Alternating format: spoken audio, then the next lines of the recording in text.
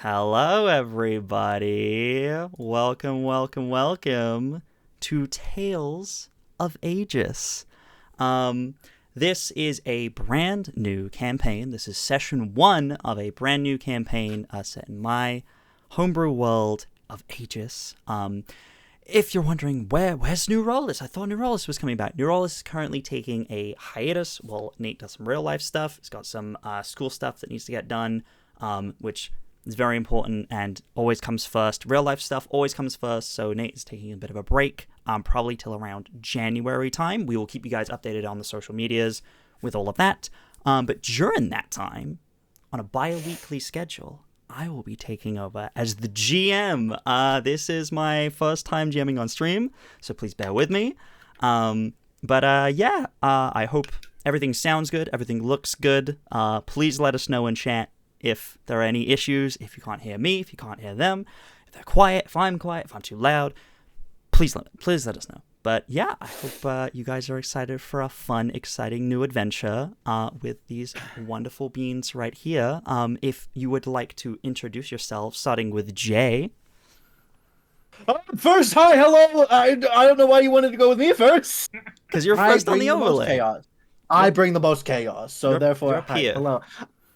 I'm Jay, also known on my online moniker as Sequo, Sequo, and I'm going to be playing the wonderful Veldren Filafar tonight. And if you haven't noticed, we're all dressed as our characters a little bit. Yeah, very fun. Wonderful, thank you very much. And then we'll pass it over to Abigail.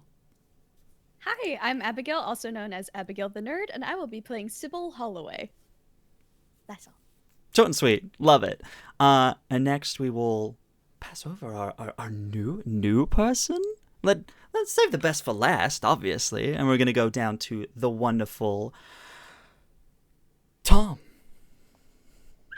Oh, me? Oh, well, hello. I didn't realize I was unmuted. Okay. Hi. I've been clapping.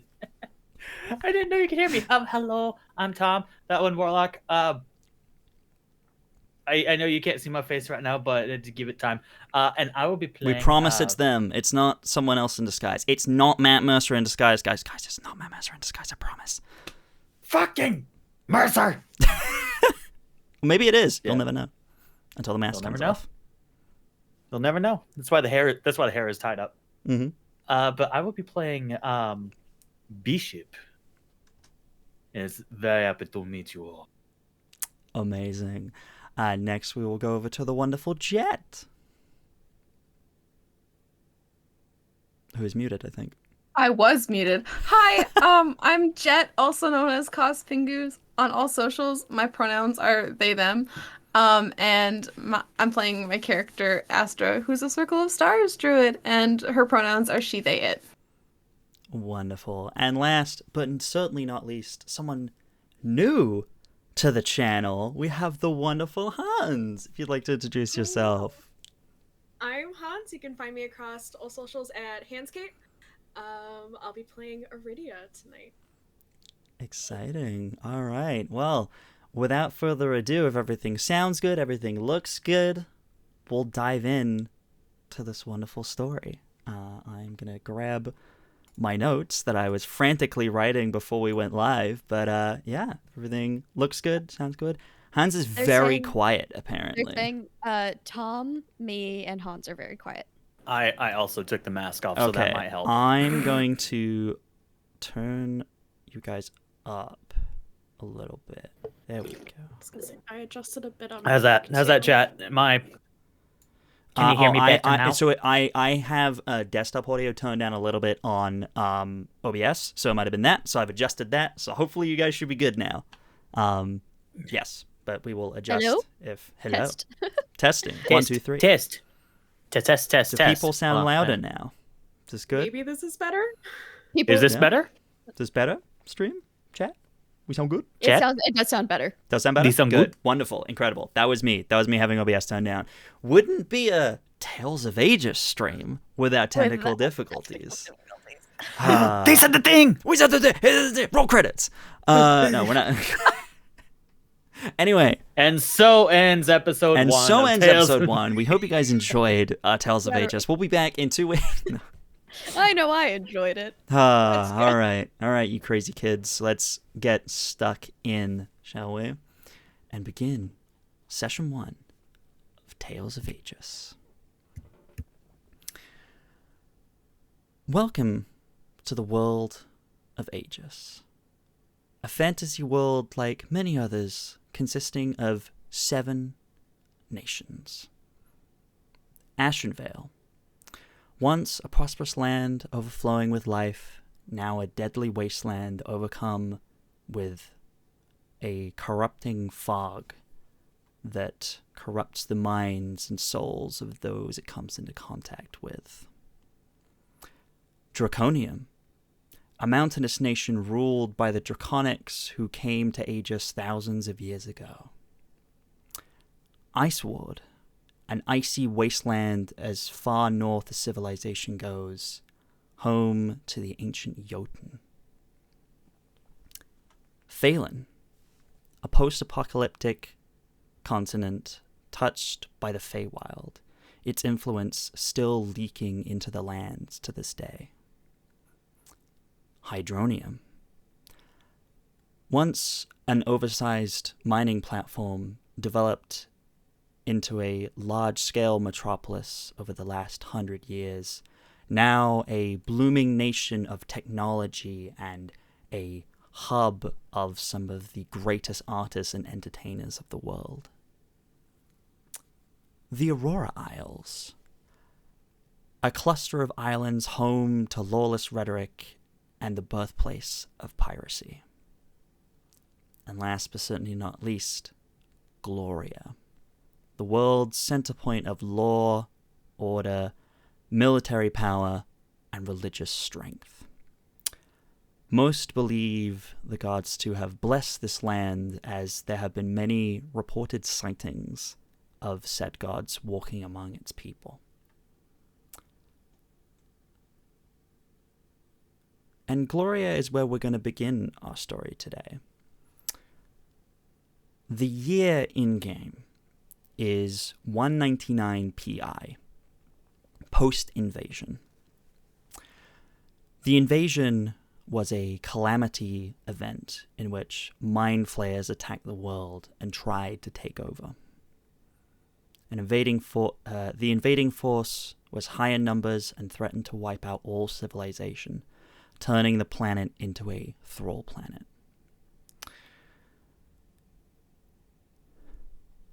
The 7 nations of Aegis banded together to fight back against the Mind Flayer threat, ending in a victory, but at the cost of the goddess of magic, Mystra, who sacrificed herself to defeat the leading Elder Brain. But that was 199 years ago. Now is a very different time. We begin, as I said, in Gloria, just outside the small farming town of Ambercrest. Like I said, small farming village, home to maybe a population of 20. So we're talking very, very small scale. It is made up of a small tavern building, and a small abbey, a farm building, and a few other small housing settlements dotted around a kind of few acre space. Arriving in this town first, we see 2 figures. Veldren, would you like to describe yourself? What do people say? Oh, fuck. Veldren is a rather tall drow person, standing at about 6'4" or so, with absolutely no muscle to him. He is very lithe and lanky, and looks like he could be blown over by a stiff breeze almost. His cheeks seem almost sunken in ever so slightly. The ever-present, slightly dark circles around his eyes. Um, his eyes that radiate almost this bright blue color. His skin is a soft purple with the pointed ears. His hair is currently tied back to keep it out of his face mostly, even if a couple strands kind of fall over his face. Red mixed with smatterings of white kind of going through it. He doesn't seem old, probably 23, 24 years old. And currently he would be clothed in rather simple clothing right now. He would have his leather armor on over the top just because he's been traveling, but it is covered by a bright green cloak, simple trousers, and a darker green sash kind of tied around his waist as well. Okay, wonderful.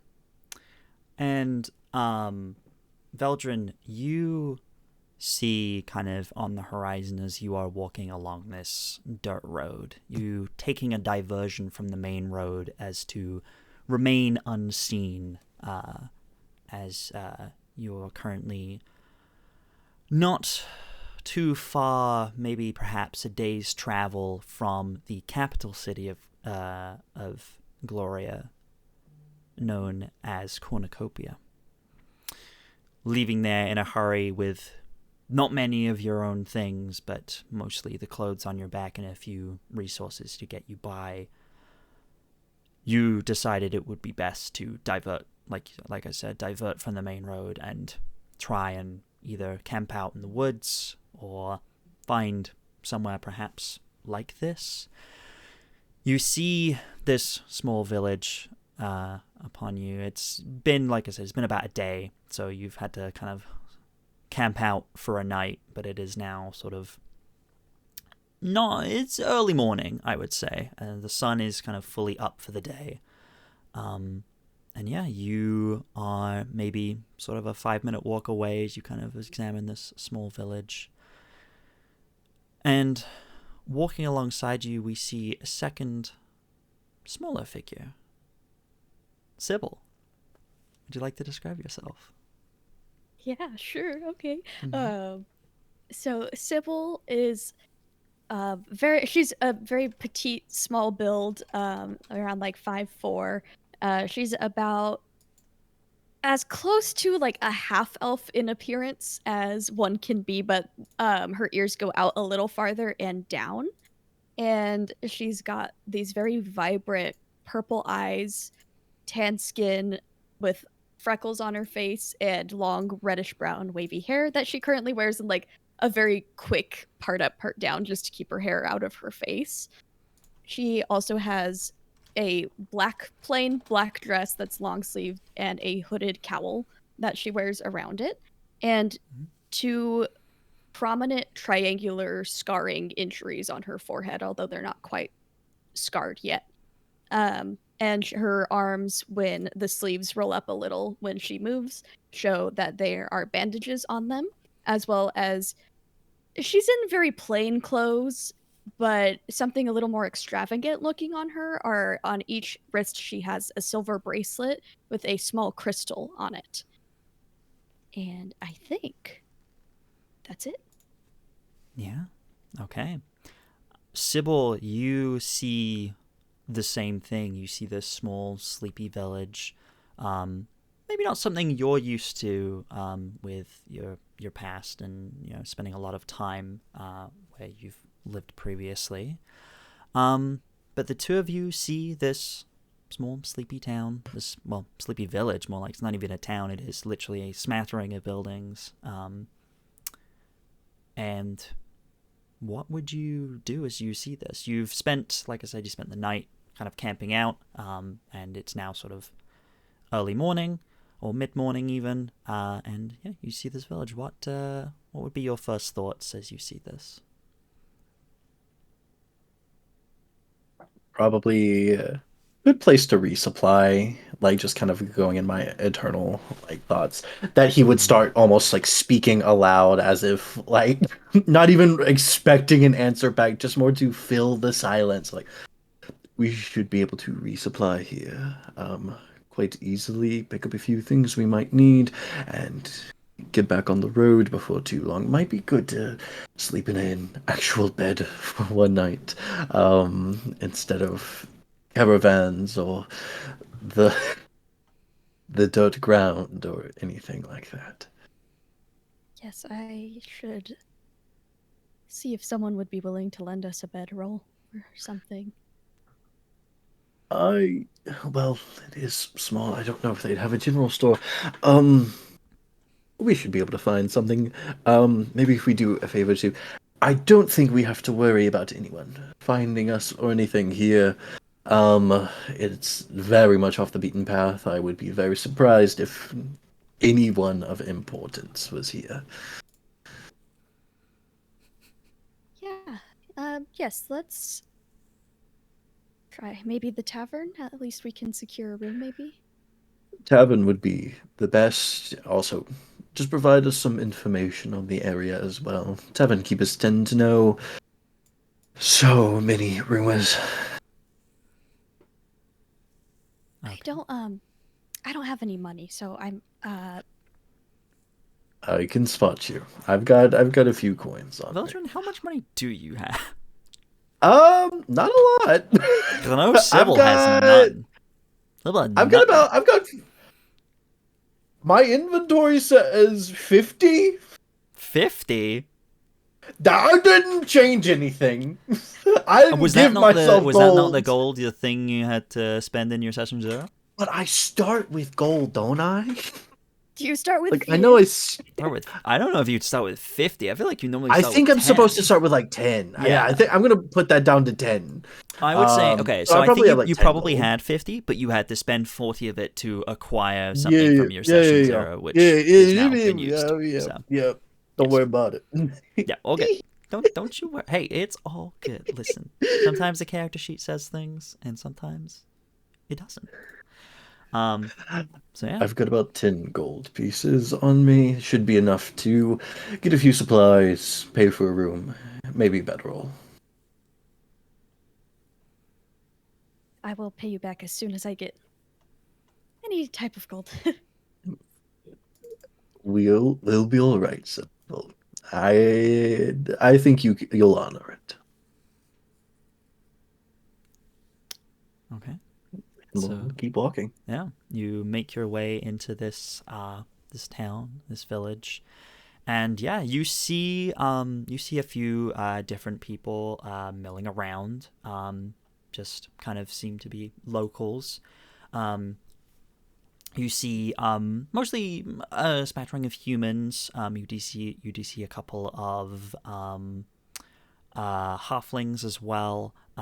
You do see strangely you see perhaps something that I don't think either of you would have seen before. Perhaps Sybil might have. But you see a being that looks like a bird, similar to an Aarakocra, which you would know of even if you had not met some. Though they seem slightly different. They kind of have a long kind of black beak and kind of very kind of wild looking eyes, and kind of seem to just be making noises rather than speaking. Those of you who would know this creature would recognize it as a Kenku.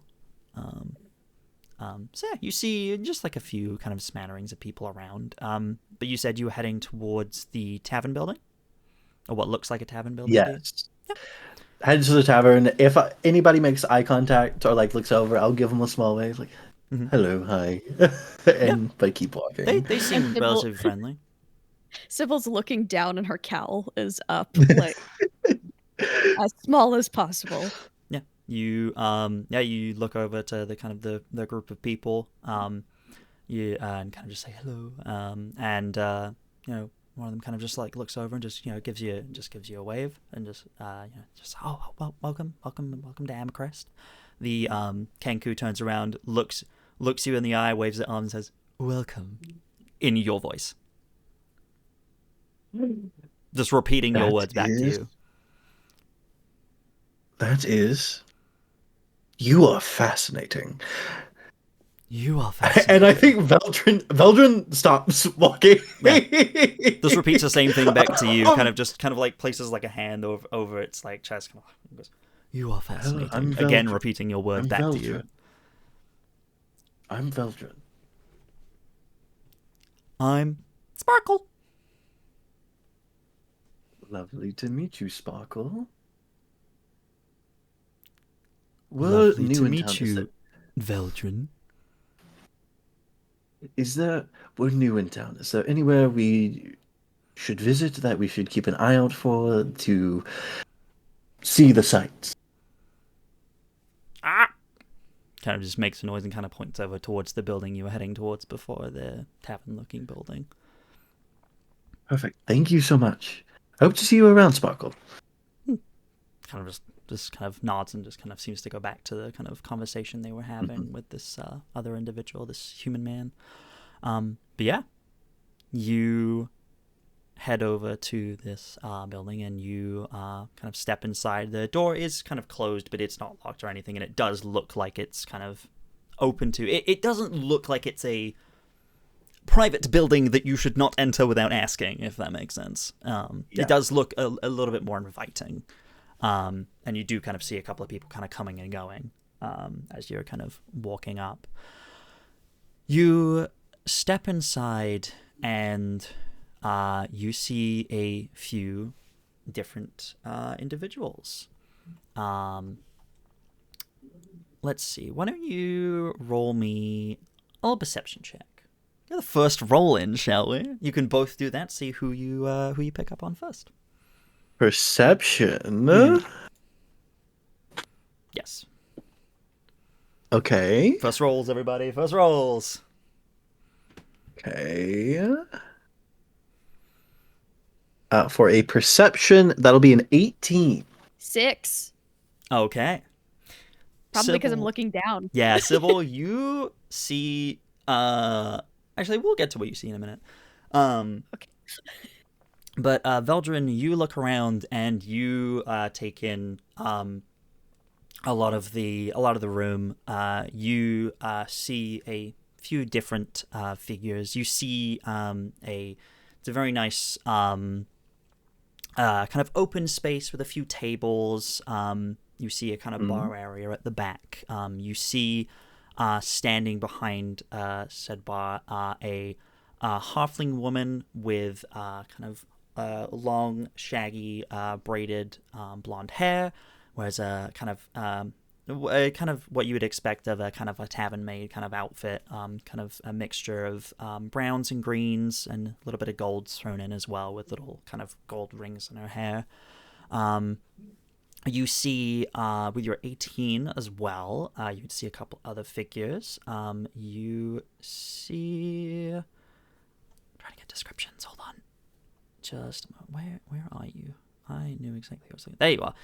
You see a couple of figures that stand out to you a little bit as maybe seeming a little bit out of place. You see what looks to be a young human man, perhaps. You can only really see his face, as he kind of similar to Sybil is kind of just covered in like a long like robe and kind of like hood kind of over his face, but kind of as he kind of turns to speak to their friend kind of standing next to them, you kind of see kind of tuft of kind of blonde hair, kind of small kind of scar across their face, but seems like a perfectly happy young man. Kind of seems to be kind of shyly chatting to their friend next to them, who stands out to you a lot more because this is definitely someone you would not have seen before. You would have heard of the residents of Draconum, but you probably hadn't met many. You see a maybe 7 foot tall dragonborn, jade-colored skin, wearing kind of jade-color armor as well, a kind of spear across their back, and they're kind of talking with this young man who kind of seems a little, almost like from the conversation, you don't really hear the words, but you kind of see like they're kind of like the young man kind of like has like a hand on their forehead, kind of like seems to be kind of perhaps embarrassed about something, and they're chatting with the woman at the bar. They're kind of having this conversation. Sybil, with your 6, you are like, I'm not looking at these people. I don't want them to look at me. Hood up. You are just kind of walking, and you kind of aren't really looking where you're going as you just walk straight into a table.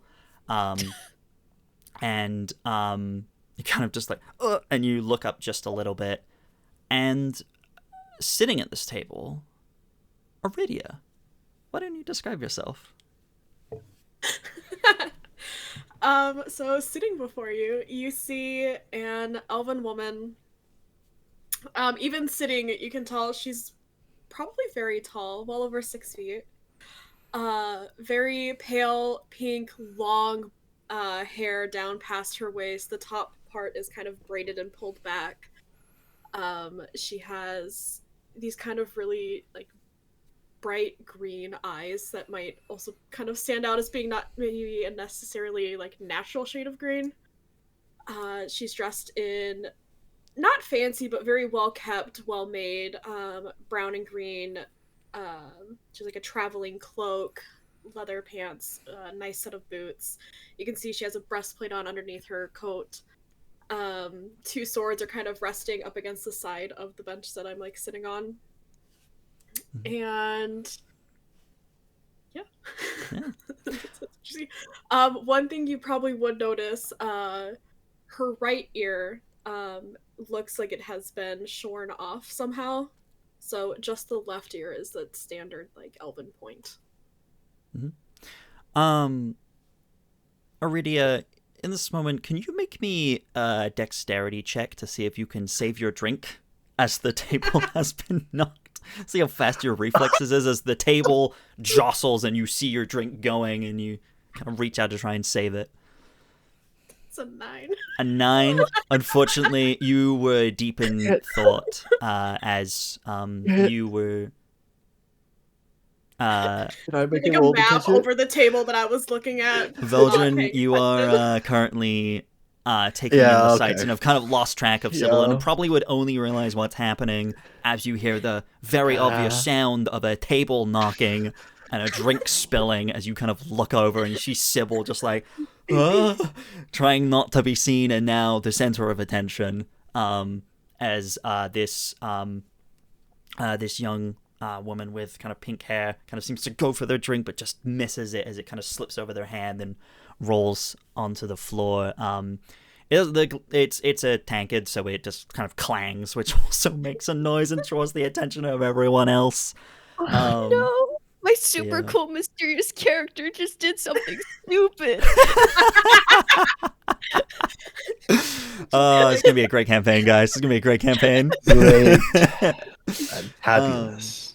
But yeah, you do see the other kind of 3 as they were kind of idly chatting about something, all seem to turn and look at the newcomers as the 3 of you are now center of attention as this drink spills onto the floor. I'm so sorry. I am so sorry. Let me. No, it is completely. It is fine. It is just an accident. That is unfortunate. Our but it is mistake. fine. Our mistake. What were you drinking? Just an ale. Nothing fancy. I'll be right back. And I'll go order an ale from the that is barkeep. Are you alright? She'll look at Sybil. Yes, I am. Are you? I'm so sorry. I really didn't mean to. Oh, your map, it's ruined. Oh my god. Okay. Just like pat it off. It is fine. Yeah. Yeah, Aridia, you kind of look down at this map. It is kind of, there is now your map that you were kind of examining, trying to potentially find another place to move to, as you did just receive the unfortunate news that there are no rooms here currently, at least not in this this tavern. You were told that you might potentially be able to speak to the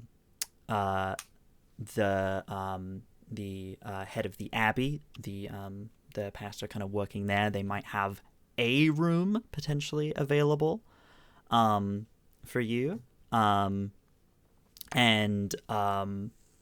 or you could have potentially spoken to the kind of head of the farm, the father and children that work there.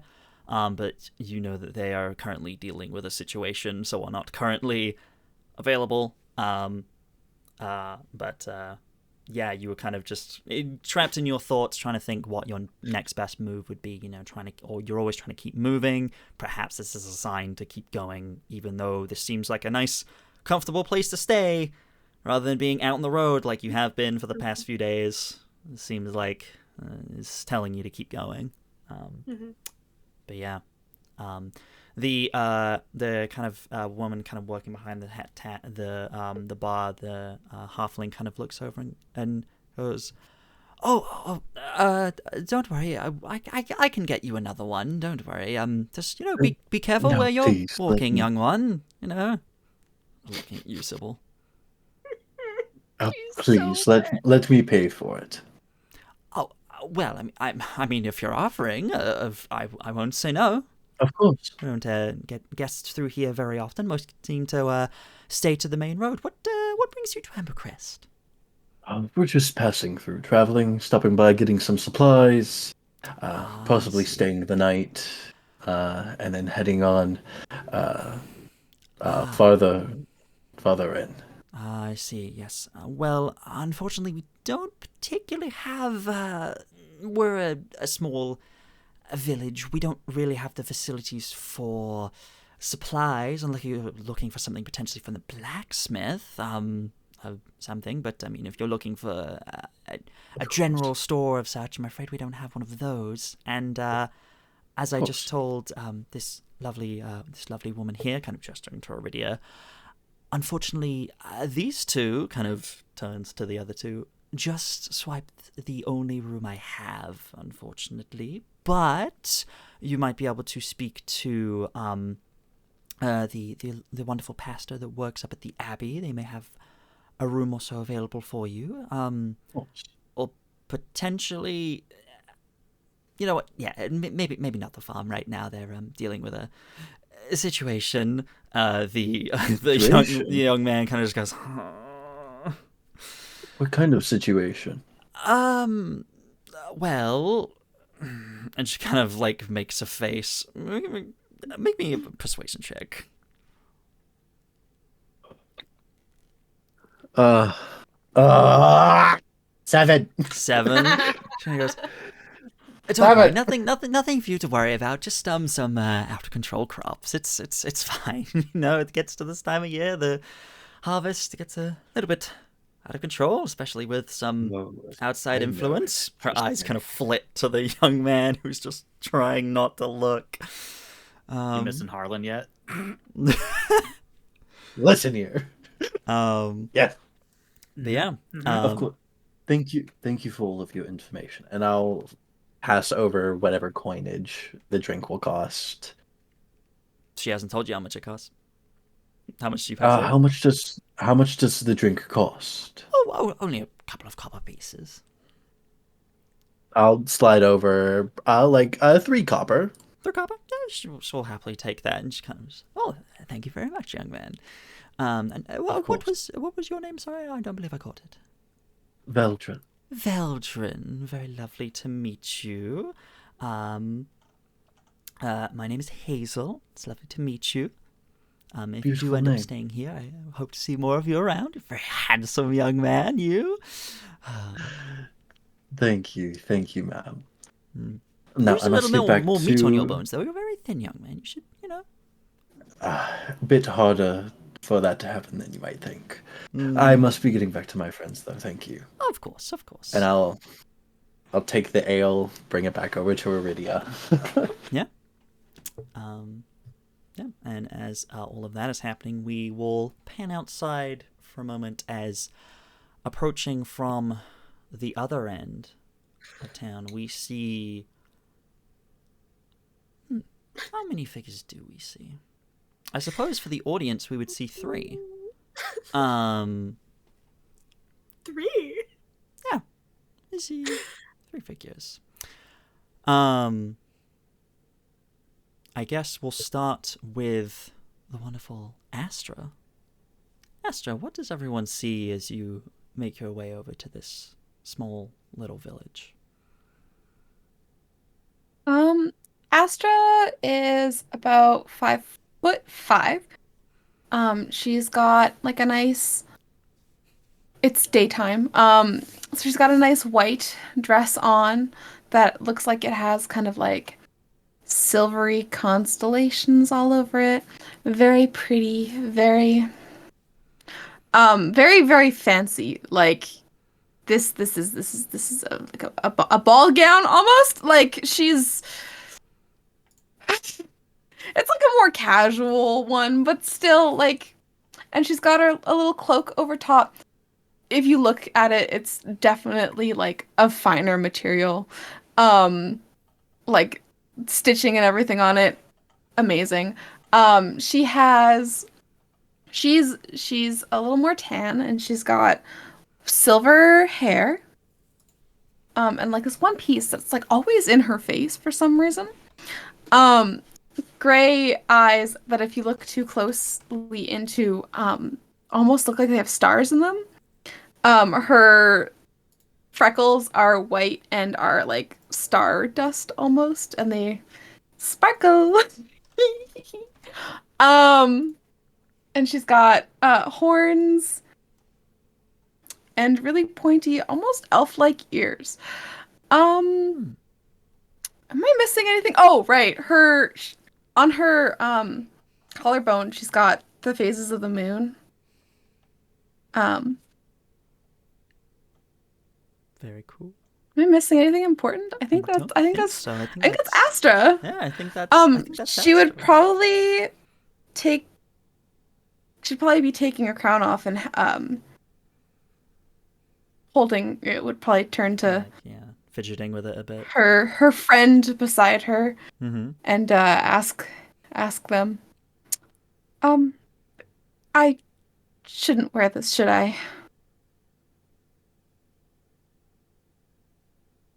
I mean, that's perfectly up to you, Sha. It's no You matter think if it you draws wear. too much attention? I mean, even if it draws attention, I'm not gonna let them touch it. Bishop, why don't you describe yourself? Yes. Standing next to Astra, about a good 5'10". Kind of very like gaunt and skinny. This long, dark brown hair in a braid that goes around. Dressed in like fine black and gray leathers. Still very scrawny looking. He's very reptilian, green eyes, and a mask that covers the bottom half of the face. These like very bright neon tear marks coming from the eyes. These 2 earrings that look like they're made with red and purple dragon scale. A long draped black cloak that looks a little tattered, and a sword to his side, and very, very tired looking. He's been through a lot. Yeah, looks like he's been sleeping for a while. But, Yeah. Or hasn't slept in a while, perhaps. Yeah. Yeah. Yeah. Yeah. And then standing next to Bishop, Astra doesn't see this. But standing next to Bishop, we'd see kind of walking alongside them a kind of gray-skinned woman with black and gold armor, a staff in one hand, kind of curled in the same sort of metal as her armor, kind of topped with a almost like spear point, but then a kind of red gem set into it as well. A helm with kind of draconic horns on it. And she kind of just walks silently alongside you and has only said a few things to you on your travels, but Bishop, you are very aware that no one else can see her. It is only you. Mm-hmm. But she kind of, as you kind of approach the town, you kind of hear her speak. She kind of just kind of says, "I can sense something here, something nearby. We're close to the catalyst. It's here somewhere. We should find it quickly. If it's in someone else's possession, do what is necessary. Understood?" Understood, my lady. Do you think this is like attracts attention or something? Like, I feel like I get more eyes on me, like when I'm wearing it. I mean, to be fair, who can take their eyes off you, Chef? She kind of like blushes a little. Not. And then she like puts it in her bag because she doesn't want the added attention of her crown. You're so easy to fluster. I don't know what you're talking about. You know exactly what I'm talking about, Chef. Alright. Let's get you somewhere you can get some sleep. You guys kind of make your way into the village. You see a few figures around. Again, a mixture of kind of humans and halflings and such. And you do also see this very tavern-like building, and you kind of step on inside. If you would also like to make me perception checks to see what you see. Let's use my star dice. This is got Absolutely. blue writing. It's got some pink, purple, blue, white stars on the inside. Let's roll it. Nat 20! Oh! I'm gonna use my new bishop dice. Incredible. First Nat natural 20. For 26. Incredible, Astra. Good job. Added 2 tracker Huns. We're on it. Bishop, what did you That get? is a natural 20. Oh my god. I'm gonna need both of you to leave. I'm gonna need you to use a different dice, Tom. I swear to God. Sure. That's insane. That is insane. It's the demon. It's the demon. For context, chat, Tom got an amazing new dice for this character, and it rolled like 6 nat 20s last night. Just insane. 4 of them were like in a row. It's In a row. crazy. In a row. But sure. For a total of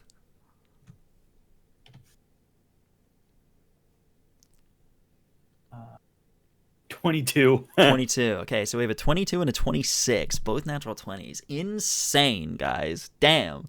All right. Well, yeah, you definitely see as you kind of step in. Astra, you see all of these people. You see this drow man kind of chatting at the bar with this halfling woman, a jade-colored dragonborn. You've never seen anything like that before. That's new. You've heard of dragonborn, and you know, but you've never seen one of this. You've never seen one of this variety before. You've never seen one of the gem dragonborns. You see this other kind of young man kind of sitting next to him in these kind of like gray robes, kind of just like head in hands, just like oh. And with your 26, you see a couple extra things. Looking at this man, you see as he's kind of like head in hands, you see on his arm some sort of tattoo, maybe? It's strange. It looks almost like a symbol of some kind. Almost like perhaps runic in nature. You've done research before into these sorts of things. In your upbringing, you've seen things like that. You think that perhaps it's connected to perhaps some sort of natural magic of some kind. But you just see it kind of just like as the sleeve kind of pushes up a little bit as he's holding his forehead. But you only see it for just a moment as your eyes kind of flit over to one of the dark corners of the room where you see another figure kind of sitting quietly, kind of away from the rest of the group. You almost don't see her at first, but then you kind of pick her out, kind of sat kind of in a dark corner. It's kind of found the kind of darkest spot in the room. You see another drow. You see a drow woman, tall, black boots, a black kind of thigh-slit dress, a kind of mage hat kind of placed upon her head. She kind of, as you step in, you kind of meet her eyes as she kind of lifts the hat a little to kind of drink you all in. You see these piercing cyan blue eyes that almost seem to glow across the room as she kind of picks you out. She's kind of reading through some sort of book and kind of her fingers kind of waggling back and forth. You see sort of almost some sort of energy kind of passing between her fingers. She kind of just looks at you curiously, cocks her head, gives you a smile. It's a little bit unsettling, but yeah. And she kind of has this like long kind of flowing white hair that kind of spills over her shoulders. And yeah, she just seems to just see you. Bishop, with your natural 20, 22, you also see this man kind of at the bar, and you do also see this kind of runic tattoo. You don't quite know what it means. But what catches your attention immediately? You look across the room and you see the unmistakable pink hair. It's been a long time. But you recognize Aridia. That can't be her. That can't be her. That can't be her. It actually, you just hear him just saying over and over again, nah. Who? What? What's happening?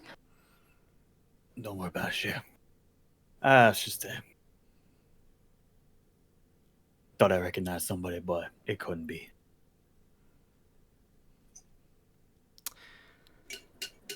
I'm gonna go make friends. Oh, okay. You got my back, right? Yes. Good. You'll stay here. And if things get too far into trouble, just say the word and we leave. Okay. You gonna be okay? Mm-hmm. You sure? Yeah? Are you lying to me? I'm capable. Okay. You've Make me a seen persuasion me in check. fight. Yeah, can I? I don't think that's even deception. That's just persuasion.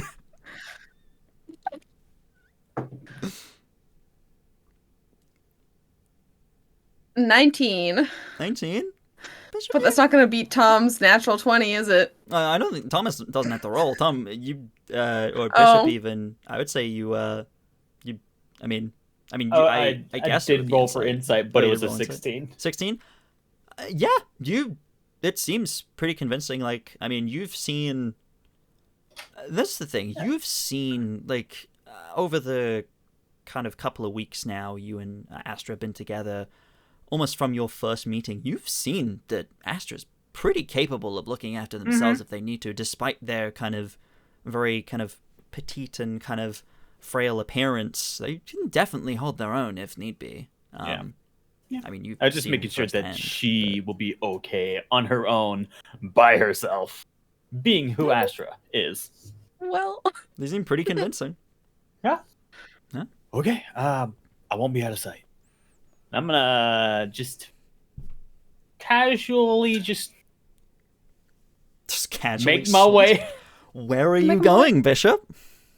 I'm gonna just start meandering my way, looking around, and just I'm gonna sit at the table next to these 3 fine people. I'm going to the hot lady in the corner. Okay. Okay, sure. I love you, Jasper. You know what? I think we'll start with that then. You know, I think we'll start with Astra. Astra, you see this woman, and she's kind of just like looking. She gives you a polite smile and seems to go back to her book. But you just walk straight on over to her in an attempt to make friends. Yeah. Yeah.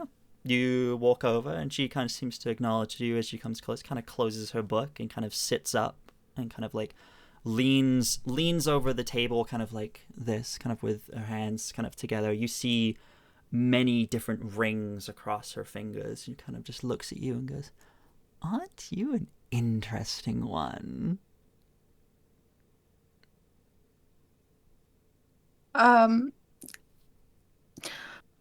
Sure. What you reading? I don't. Sorry. Maybe this was bad. I don't make friends. Oh. I'm simply reading, it's my spell book, you see. More just practicing incantations and practicing, well, you know how it is. You seem like someone that might know magic yourself. Quite interesting, yes. The star patterns I see in your eyes are quite unique. Where do you come from, my dear? I'm from the gate. Interesting. I hear it's very lovely for religious folk this time of year. Not quite my forte. I prefer I prefer my spells. Only passing through. Gloria has their rules, of course. So, you know, we're only doing a little bit of that's magic right. here and there. I forgot about those. You're from the gate and you forgot about Gloria's rules. It's a good joke. I assume you're licensed with your magic, no? Yeah, I have a magic license. Make me a deception check. What dice do I want to use? Let's use this blue one. The corruption has gone well. Be a 1. 7. 7. She has one. It's just not on her. Yeah. 7. With that, she kind of just like gives you this wide smile, and you kind of, she does not hide the fact that she has seen straight through you. She kind of leans a little closer and goes, "Well, one magic user to another. I think we know that these licenses are to keep us down with the peasant folk, really. And I mean, some of them can't tell an illusion from the real thing." Kind of summons a piece of paper. You see what looks like you assume to be a magic license, but it just appears in her hand as she seems to kind of wave her other hand, and you can tell she kind of like moves it a little bit. You kind of squint a little bit and you can see through it. It is an illusion. And she kind of has it. Goes, Ooh. but of course, you can keep that between us. You know, you have your secrets, I have mine. See, we're friends now. Absolutely. And friends have secrets. Oh my gosh, Bishop's gonna be happy I made a friend. You did it! Do you say that? Do you say, or is that Do you more? say Yes. that? Because, Bishop, is that your lovely-looking friend you came with? Yeah, he's just yeah. How curious. Kind of like seems to just look at Bishop across the room, who's kind of made his way over to the bar. Now he is an interesting one. Where did you meet him? If you don't mind me asking.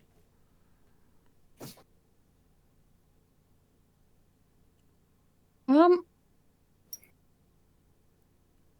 You've been friends for a long time?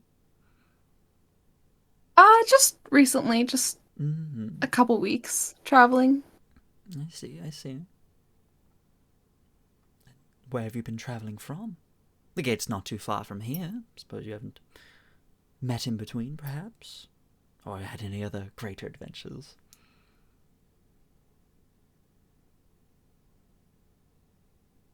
I got distracted by somebody leaving and joining. What was that? You're good. She's asking where you met Bishop, pretty much. Oh. I met him in Ashenvale. Shrugs. Oh, that makes sense. My home turf. It's where I hail from. My wonderful home. It's a little dark and dreary for some, but, well, dark and dreary versus having the freedom to do as you like. It's... I don't know, maybe it's just how dreary it is. I feel a little disconnected from the stars when I'm there. You have an innate connection with the stars, my dear? I'm a druid. Ah, one with nature. I see. Very interesting. Well, very lovely. And well, you don't have to say nice things about Ashenvale. Trust me, I know it's not for everyone. It is very shrouded. So it's certainly a place where I feel most at home, and at least like I have prying eyes on me when I don't want them. So with that, we will move to Bishop. Bishop, as you kind of make your way over to the group kind of gathered at the bar, you see the drow. You see this kind of tall, lanky drow. You see the kind of human man in robes, and you see the dragonborn, and then the I wasn't going to that group. I I was going to... Nope. I was going to the other three beautiful people that are at a table. Oh, right, yes. Oh, you go. Okay, all right, cool. All right, never mind. You're going straight over there. All right, yep. I'm going to plop at the table right next to them. Right next to who? Who are you sitting next to? Oh, no, not at the table Not with our them. table. At the table next to them. Okay, so you sit at a cross table. Yes. Yeah. Why don't you? We're trying to get a good look at this pink-haired individual. Yeah. What's for the three of you? What's your passive perceptions? 13. 11. 13. Okay.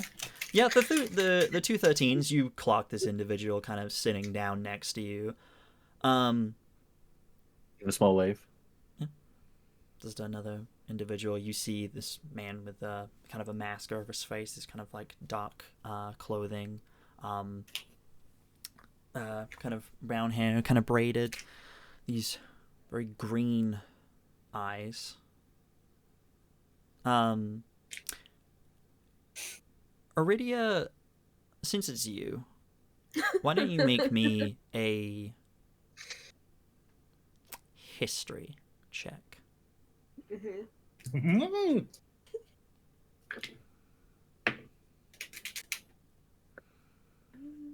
is my history? A +0. 14? 14. Yes. You look over and you see those eyes, and there's something strangely familiar about this figure, which immediately makes you feel a little bit alert, because familiar for you is bad, because that means someone you've come into contact with before previously, so maybe not so great. So you do immediately kind of feel an edge of kind of air, but you don't have to do anything about it if you don't want to. You just acutely aware that perhaps this is someone you've met before. I adjust a bit. One hand probably goes from being on the table to kind of underneath, and I'll just set it on like a hilt of my dagger.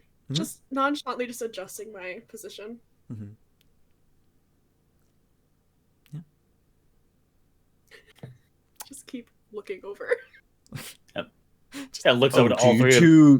Look at all three of them. Oh, do you two know each other? I do not think so.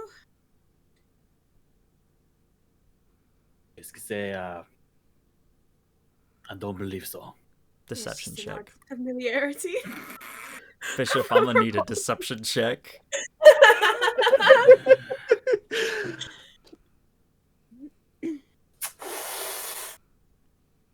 Probably got that high deception. I do. I really Yeah, do. you do. Yeah, you do. I'm gonna use a thing too. You can use that a I'll thing. tell you. I do Mhm. believe I do believe everyone has inspiration as well. I believe inspiration was given out. Everyone We does do. have inspiration. Everyone does. But let me check my features to see if I can even use this thing. What features? Yep. I'll text it to. I'll message it to you. Okay. You're using a feature? Okay, what feature are you using? Let's see. I don't know what that means. What Feels feature do rude. you have? What's happening? Oh, okay. Everything. What does that give you? Everything. D6. Okay, yeah, absolutely. Are you using inspiration as well? No, No? Okay, okay. I don't think I'll need it. Cool. What'd you get? Well, I rolled a 19 Oh my god. Yep. Plus 70. plus 11, so 30. Yep, there it is. Damn. Yeah. Yeah. This person has Yeah. never met any of you Doesn't know. before. And Aridia with the 30?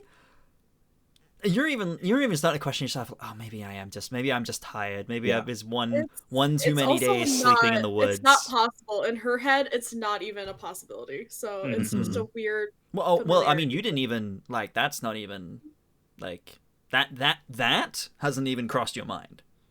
With what's happened so far, Yeah. that hasn't even Got crossed it. your mind. This is just an individual you've potentially met before, and when they oh no, we've never met before, you're kind of like, okay, maybe I've been sleeping out in the woods way too much. I need to actually maybe get a solid 8 hours of sleep. God, the 5 hours of sleep is starting to catch up to me. But yeah, you believe you've never met this listen. individual before. Listen, you don't need to attack me personally. Okay, I'm attacking myself as well. All right. Oh, So, of course. You just it seemed it looks back and forth. My apologies. Nothing to worry about, dear friend. Where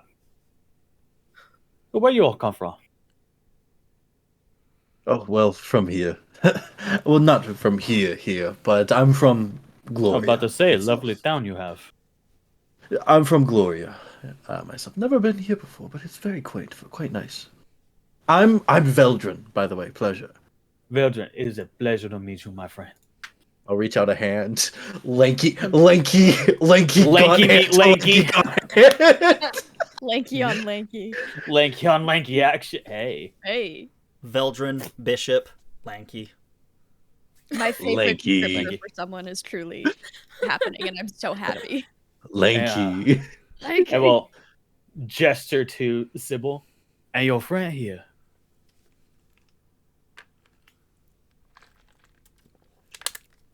Your name, mademoiselle.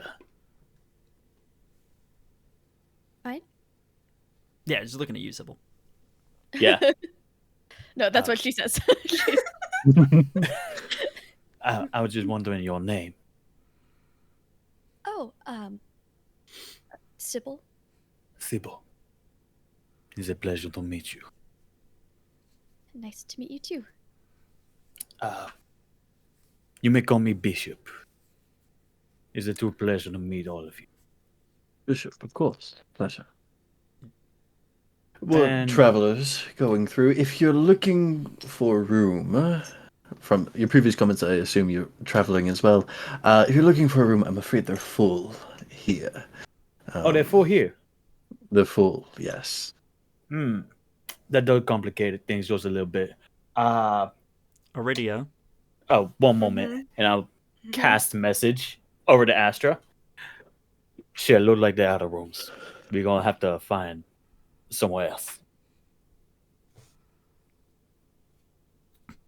I see him Apologies. cast As a it goes. spell, right? But Aridia, with the voice and with the name, And the name.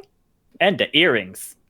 Yeah. just because of the check before, I would say this just happens normally, but because of the 30 before, I'm going to lower it to a insight check at advantage. The name matches up, the voice matches up. They've said they've never met you before. Yep. The But hair everything even is matches lining up. up. Yeah. You didn't. Double that one. If you Double that one. You did Double not. that one. You did not. You Did you did roll not on double that that one? one. I swear to God, you did not. No. Oh my god. Swear to God. We're You did never not. gonna find out what they know. Never gonna find out. We're never gonna find out. Truly, I cannot. Wait, Did that can I actually use happen? my inspiration to roll one more? You roll a d6 with inspiration. Our inspiration, Oh, no. the viewer's inspiration is a d6. Yeah. Yeah. Does it do it? Can I give Hans my inspiration since I didn't use it to give Sure. her advantage? Sure. I'll give you another roll. So What do you know? I cast guidance. No, I'm just kidding. I just What did you know? I gave the help action. It's not gonna be a high DC. I'm gonna be so real. It's higher than that one. This though. really shouldn't even be a roll. I'm so honest. I just didn't want your 30 to go to waste. Does a 4 do it? A Please. 4? 4? Please No. take my d6. Please add Roll my your d6. d6. Roll This your is so taking. much. This is so much fun. Roll your d6. Roll it. Roll it. Roll it. Okay, fine. I'm putting the No, no, d6 it- in me. This is perfect. I'm gonna be so real. The DC is 10. Oh no. No. 9. No! No! Wait. Oh, wait. Lisa's Oh, wait, Lisa's wait. working. Listen, But what take, do my, you What's up? take my d6. I think it's. What's I think it goes to Han. This is I think it this goes is to Han. peak D&D right here. Truly. Peak Oh Yes. my god! They gave it you goes to another Hans. inspiration, Roll a take it. d6. roll a d6. You cannot fail this unless you, roll a You cannot zero. fail this. 11. Did you roll a 1? Oh no, a 2. Okay, rolled so a 11. zero. So you beat the DC. You beat the DC. Through the power of God. The power of literal God and literal someone like, motherfucker, come on, you know who this is. Yeah. You go through this. It's this weird back and forth for you, Aridia. Aridia, you see this individual, and it's the eyes that jumped out to you first. So similar to your own. That sense of familiarity. But then you think, no, it couldn't be. It couldn't be possible. Because it's been a long time. It couldn't be possible, but maybe. But then when they speak and they say that you've never met, that kind of hope dies for a moment. Kind of feel this sad longingness, missing them. It's not a feeling, not something you've thought about in a long time. A feeling you kind of pushed down and kind of moved past because of the importance of your mission now.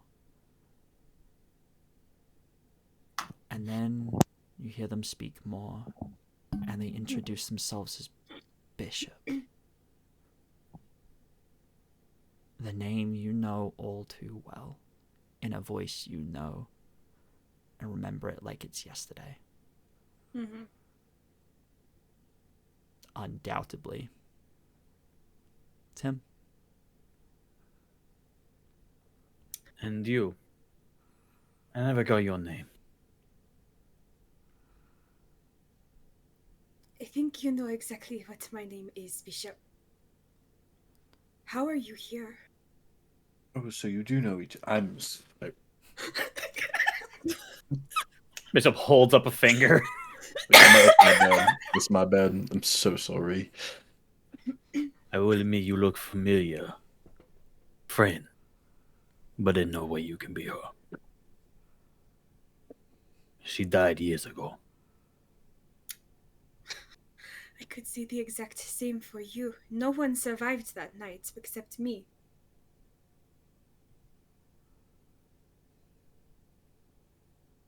Was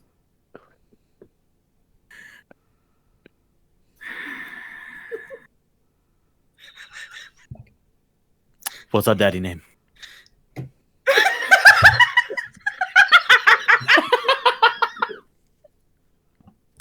If you're really her, you know that.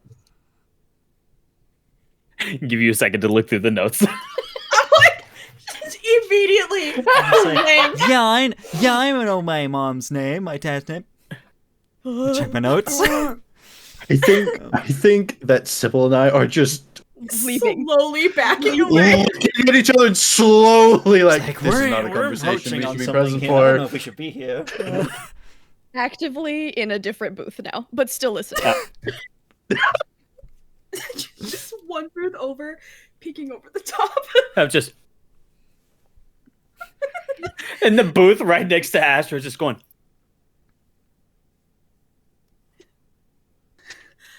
Dad's name is Ilarian.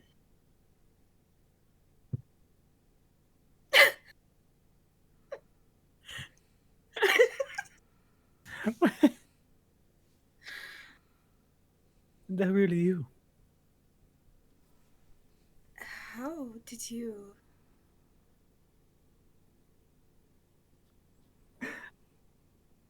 She's just staring. Oh, petite one. How'd you survive? I ran. Of course you did. I left everyone. You're always the best at hide and seek. It is true. I do not want to be found. You will not find me. But how did you? They slaughtered everyone. I was out working. I came back and everything was gone. So that's why Hey, I you. could not find you. You were gone. I learned some things. I went to Ashenvale. Tried to find some answers. Why would you go to Ashenvale? That is ridiculous. Bit of knowledge took me that way.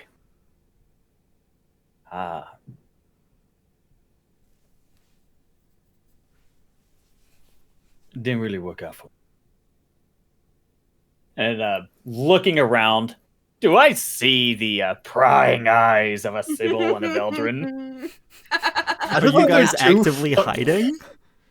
I don't think actively hiding. I definitely took a step back from the table to give Yeah. them space. In a different booth, I'm very interested in my scarf right now. Mhm. Never seen it before. Counting the stitches on it, not paying attention. Yeah, you see them just doing that. Just very clearly, just like, yep, we're not. It's like, this isn't a conversation we should be a part of. No, we're not a part of it, but definitely listening. It didn't work out very well for me. And he'll like hold a hand out for yours. I'll take it. There's like hesitancy to it Yep. still. He'll take your hand. It's cold. And they'll like mess with your hand and put 2 fingers on his wrist. I was gonna say, yeah, if you feel cold, I'd like to use of my divine sense. Oh You're yeah. gonna use divine sense. Okay, remind me Immediately. what this does. Faithing undead. I think. Undead is in there. Basically, it's using like a detect good and evil until the end of my next turn. I can sense anything affected by the hollow spell, know the location of any celestial, fiend, or undead within 60 feet. Okay. There's one directly 2 feet next to you. Undead. Just take my hand back. Yeah. I didn't make it.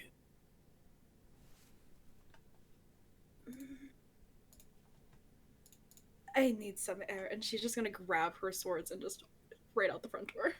Okay. As you kind of go, you kind of step up from the table, you go to walk away, you go to step out the front door and almost collide with another figure kind of rushing in, kind of almost falls against you. Like catch to a Jason. Yeah, you see kind of as they kind of almost fall into you, kind of like into your arms, you see a man with a mop of kind of ginger hair tied back in a small ponytail, kind of bushy beard on his face.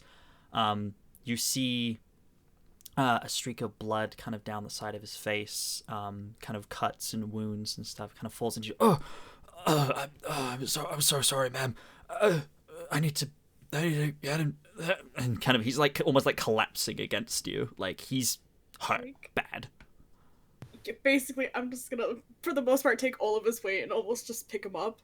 Yeah, he will happily like let you just like carry him. Hazel immediately kind of like jumps up onto the bar. You realize the whole time she's been at like a human like height this whole time, has been standing on a stool as she literally just leaps up onto the bar itself and just kind of just yells over, "Abraham, what's wrong? What happened?" And he kind of just goes, the crops, they've started attacking us. We can't push them back anymore. They were just moving at first, but now it's like they're alive. I don't know what's wrong with them. Are they coming this way? They're kind of like looks over to you, kind of almost just like kind of still kind of clinging on to Aridia for like dear life. Just like, there, I don't know. It was one large beast of some kind, some sort of plant-like creature just rose up out of the ground and started attacking me and my children. I don't know. They're fine. They've gone back to the house, but I had to. They've taken shelter in the farmhouse, but I don't know if it's coming this way. I don't know. It seems to be in the fields for now, but we might have to evacuate the town. I don't know what it is. I don't know what happened. And you see Hazel kind of looks down again at the young man who is like pale white and is like, "Well, you certainly did a number on the crops, didn't you?" He kind of like just looks up for the first time and goes, I promise I didn't mean to. I didn't. I wasn't trying to. I just, sometimes my magic is a little out of control. I didn't mean to. I wasn't trying to. I'm sorry. So this is a magical problem. I might be able to help. I might be able to go see, perhaps, if there's a way to stop this. I'm quite well versed in the knowledge of Arcana. Like all a bit of magic, I can lay you a hand. Of course, I would love that. How much room you got in that farmhouse of yours, sir? I mean, it's maybe a few rooms. Maybe about. You got a barn? 3. Yes. It's mostly unused. Me and a couple of my Hey, we're hoping to put the harvest in there, but why do you ask? Me and a couple of my companions need a place to stay, at least for the night. We take care of this problem for you. You mind? Maybe we could talk about this later. I'm in a lot of pain. Wonderful. Astra, we got work. Astra, you hear that and you kind of just peek up, and the woman kind of just looks up to you with a smile. He goes, "Looks like you've got places to be." I'm Sel, by the way. I'm Astra. It was nice meeting you. Astra. I don't like her. Huh? I hate this. And you Jay, I love you. make your way. I hate this. I love you, bestie. I hate it. Yeah. Before we go, could I go really quickly up to the younger man with the gray cloak? You said that you had a cause in this. Do you know how? Uncontrollable magic, you said. Or did it come from Yes, you? An item? Well, I kind of looks to the Dragonborn, who kind of just like is already like looking at them like He's like, I and the Dragonborn kind of just like takes a step forward towards you. He's like, the origins of their magic is classified. Well, I'm not exactly asking about the origins. I was just mostly wanting to know if it was an unintended spell, a side effect, Well, magical they object. wouldn't have done it on purpose, would they? You'd be surprised.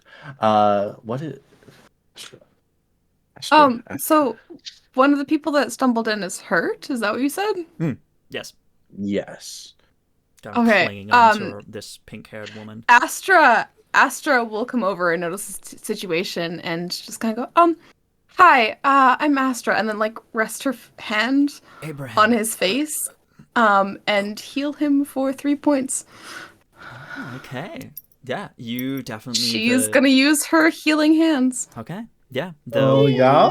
The wound on his forehead starts to close. You see a few kind of scratches, like his clothes are still torn, but like there's a kind of a deep gash across his arm that closes.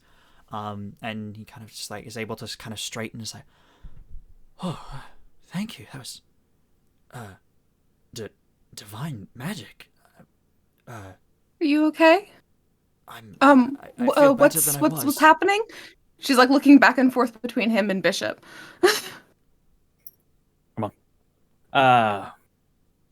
Something to do with plants. Oh, I like plants. Yeah. Are you coming with Aridia? There's a fight. Yes, I will be there. Wouldn't be the first time I've fought a giant plant. Incredible. Here's That's hoping the last congratulations. would have been about 200 years. Let's hope your skills have increased since then.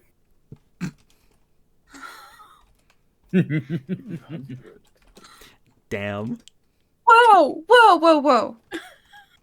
Wait a second. You know? Oh, That's cool. yeah. Quick introduction. We gotta be somewhere. Aridia, this is my friend Astra. Hi. Pleasure. Astra, this is my sister, Aridia. It's lovely to meet you. Hi. It is a pleasure to meet you as well. It's very lovely that you all know each other, but the farm is actively being destroyed currently. So if you're Alright. willing to help, Yep. I'm going to start trying to evacuate people. If you could do Which way we something, going, just sir? Please to the farmhouse over that way. It kind of points. You see a kind of across the way a kind of large sort of farm building, and then you kind of see kind of next to it a large barn. And then kind of next to that, a kind of large crop field where you can kind of see vaguely in the distance the crops moving strangely. You can't see quite what's in it, but there is no wind today. And the crops are moving. Mm-hmm. Okay, that's a bit weird. Grigri? It was nice meeting you too. Oh, I'm coming with you. Lovely. And I'll look to Sybil. You can either stay here, but I should go help. I don't. It does not feel right to sit by while others do something. If you need to wait here, I'll be back for you. Okay? Okay. I don't have. But your gifts. You do. I've seen your gifts. At least some of them. You can help if you try. Okay. You pick up magic quicker than anyone else I've ever met. Okay. Sure. Yeah. Let's try. here to help hide you, and I'll take off the long jacket and kind of wrap it around Sybil as well. She is she's swallowed by it. Mhm. It is so. To help hide anything. Thank you. I'll put And the helmet again. I'll jog off with the other three. Okay. Same. Just quickly, Veldren, by the way, to Astra. Just Veldren. As we're Astra. jogging. Sybil. Okay. Astra. Yeah.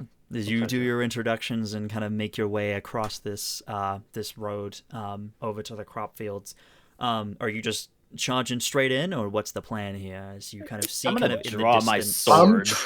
I'm trying to as we get closer, take in any surroundings, any piece of information that might tell me what this thing or these things are, what caused them, and what might be a reasonable solution to stop them. Okay. Yeah, in that case, I would say if you're trying to kind of see what it is, I'd say make me an investigation check. Perfect. I'm a Investigation. as we're running. I'm just gonna draw my sword, Mhm. which Aridia you recognize. Mm-hmm. Yeah. It's Dad's. Oh. Damn, I will draw both of mine. One you know used to be like my main sword, and one you have never seen before. Interesting. That's a dirty, slutty 20. Very good. You don't roll those. Yeah. I know. From maybe Who with this are new you? character. Maybe hey, listen, this isn't Harlan. Maybe this is a new turning point. Who knows? Maybe I can hope. But yeah, you with that, you kind of think on your knowledge. There are not many crop fields inside the walls of the concrete city of Cornucopia. Yes. But like you've read some But I've books. traveled. I've traveled. You've traveled, yes, and You you've traveled? not seen you've heard of plants getting out of control, but coming alive and attacking people? That's rare. That's definitely magical influence. That does not happen naturally. That is definitely some sort of influence. You've kind of in your sort of research into certain things, you've kind of seen kind of similar effects, and yeah, perhaps this is some sort of this is B trying to think. Yeah, I think it would be aberration magic, sort of creating this whatever it is. Gotcha. Seems to, from what the young man was telling you, seemed quite genuine. Seems to be some sort of accident, mistake, magic out of control. Didn't mean to do it, but whatever has happened here has affected these crops, and it is now alive. Do I think the effect will persist, or if we beat them up, will they go away? With I mean, you aren't sure, but hey, if these plants are infected, burn them at the roots. Who knows? If you can destroy the source of it, then perhaps it will stop spreading.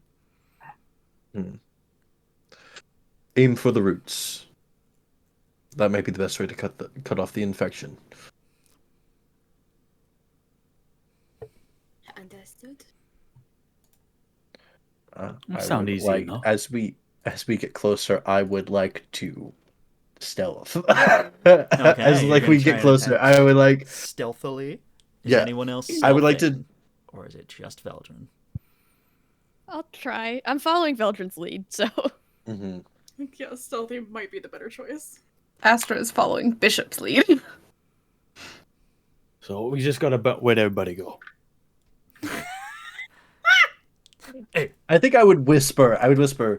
I'm going to get a better vantage point. Be quiet. I'll be quieter. Strike from the shadows. Okay. Okay. For everyone who is I'm gonna- stealthing, roll me stealth checks. 18.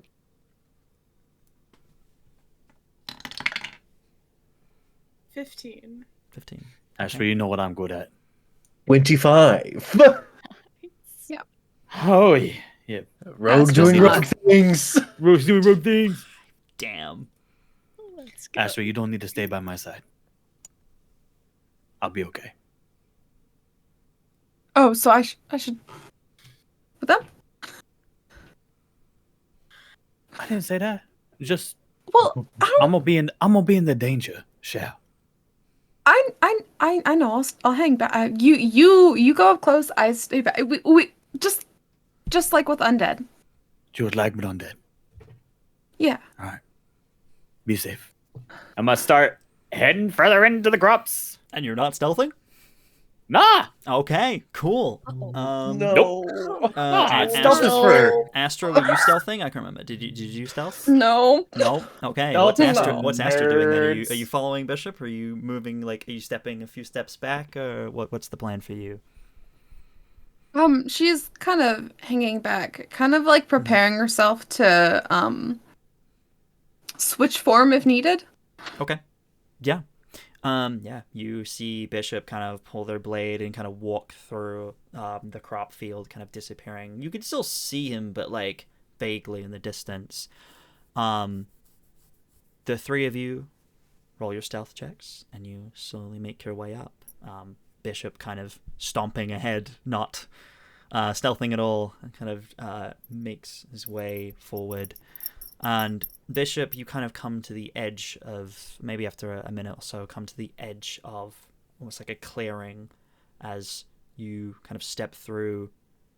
And you think it's the edge of the field, and then you realize it's definitely not as you look down and you see the crushed wheat below you, like something large has been here.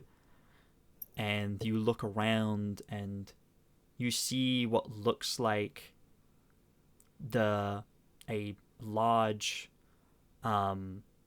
plant growth of some kind. It looks like almost like a giant flower of some kind. It's not quite a tree. It's not quite a plant of some kind. You're not quite sure what it is. It's a very strange growth that stands out to you.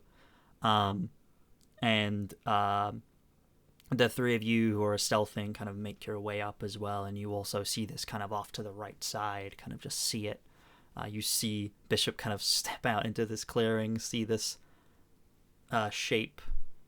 And as Bishop, you are not making any attempt to be quiet. Your kind of boots kind of stomp a little bit, and this creature, this being, seems to move as it kind of seems to move towards you, and you see a inhuman-like gaping mouth and tendrils.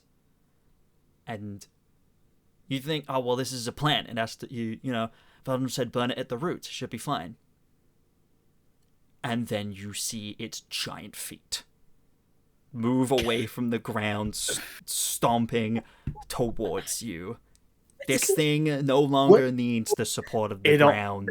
It has no roots. This thing don't have roots. And Beautiful. I think with that beautiful line of, this thing doesn't have roots, we're going to roll initiative. Yeah! First combat, everybody. First combat of the campaign! Woo woo!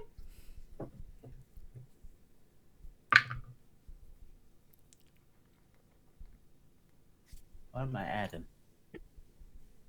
Your initiative score. Well, no 9. shit. I rolled a 9. 9. Rolled a 19. 19. Okay. Also 19. Ooh, who has the higher dex? What's your dexterity? 20. 21. Okay, you're first.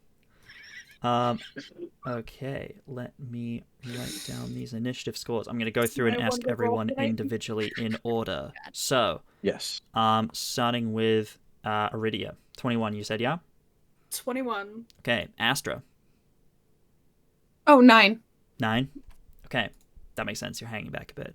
Veldren. 19. 19, but we'll put you ahead. So we'll say you're 20. And then Sybil. 20. 20. Incredible. Rolled an 18. No. Nice. Oh, so you rolled a 20. Okay, so I'll put you. There we go. Okay, So cool. it would be Incredible. Okay. Here we go. Okay, so starting out then, top of the round with a 21 initiative, Aridia. You are currently stealthing in the bushes with the others. You heard Veldren's words of, okay, burn it at the roots, whatever. And then you see this thing is less a plant, more a creature now, as it just starts stomping towards your brother at quite a speed as well. It is bearing down pretty quickly. What would you like to do? Do I have any frame of reference from where I grew up and the time I spent in Phelan? Is this something that I would have seen or have Make any me a reference history for? check, or an history or arcana, as you know that this is magical in nature as to how it was created. Doesn't matter. Doesn't matter. Natural 20. Oh! Or just 20. It's a +0. Holy shit. Natural fucking 20. Yes, actually.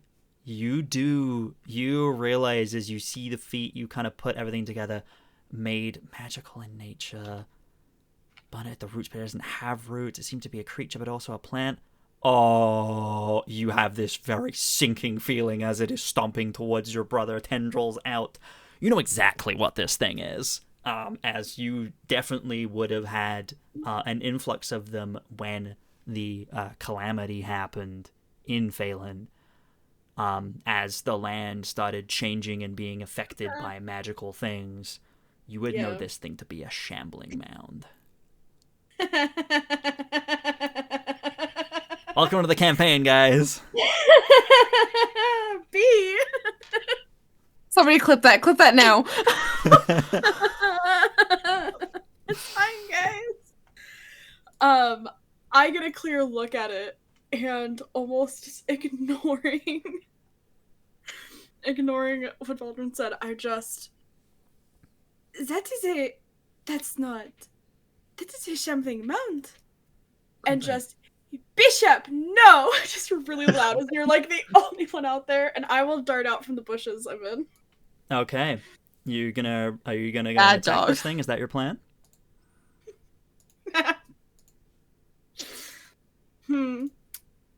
I don't really want to get close to this thing. Okay. Unfortunately, What are you gonna that's my whole thing. As I am darting up, bonus action, I'm going to cast Divine Favor. Okay. And I'm going to concentrate on that, and you'll just What kind does of Divine see... Favor do? It's almost like a pale, very pale pink light kind of flows out of my hands and kind of coats my swords, and... Very cool. Whenever I hit, I deal an extra 1d4 radiant damage. Until I lose concentration for the next minute. Incredible. Very, very cool. Okay. And I am gonna dart up and take a swing. Why not? Do it. This is fine. Get him.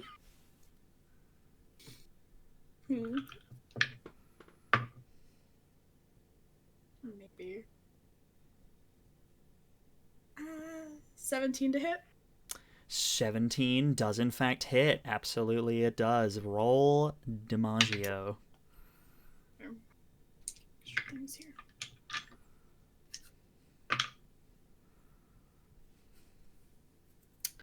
$10 points of damage. 4 of that is radiant. Okay. No, wait, I did not add my extra. Oh, yep, add your extra.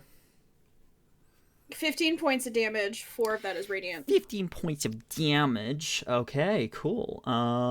Incredible. Yeah, you reach out with this radiant light, and you just slash through this thing, and it does seem to strike true. You're not sure, perhaps, your blades, what effect it will have on this thing, as you you are aware of it, but you've never fought one before. So you slash through it, and the blade strikes true, and just seems to do a deep gash cut through it.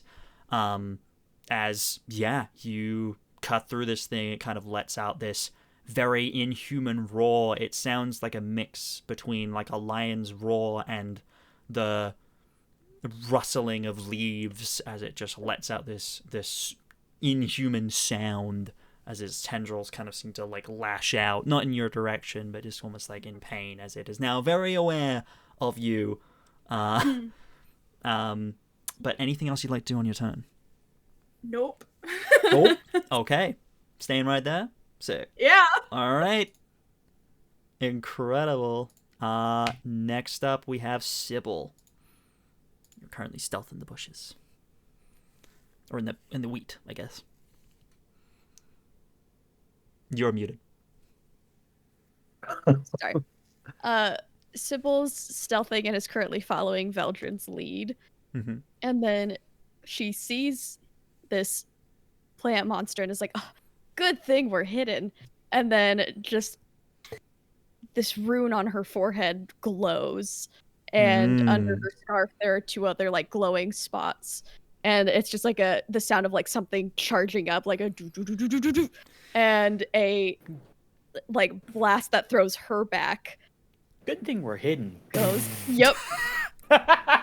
Goes and hits near this creature, and it's a shatter, but it's like her magic of its own accord has changed it to a fire, and so it is a fire spell, a fire version of shatter. A fire shatter. Very cool. Yeah. Very cool. And it's a con save DC 15. DC 15 con save. Okay. That is a 14. Oh, fail. Fails. So that's gonna be 3d8 fire damage. You basically did a mini fireball.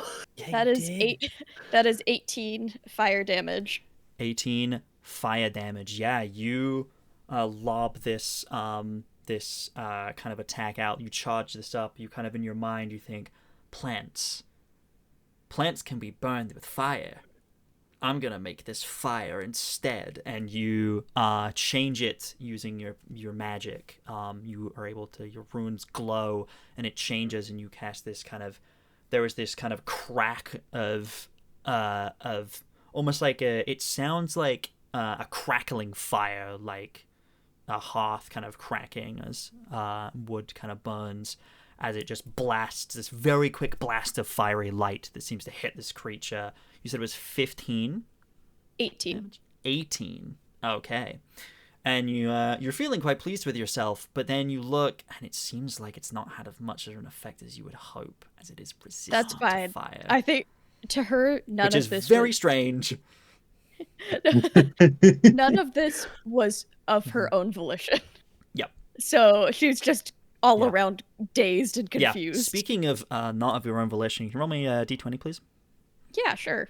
What does that mean? What does that mean? That's a natural 20. So. Natural 20? Okay. All good. Feel pretty good. You feel a little bit woozy from the blast. You're like, but you're good. You're fine. Wonderful. Nothing else happens. Cool. Incredible. All right. Wonderful. Anything else with your turn, Sybil? No. I'll stand back up. I was thrown back. I'll stand back up. Yep. Yeah, you just dust yourself off kind of in the crops. Yeah, you're good.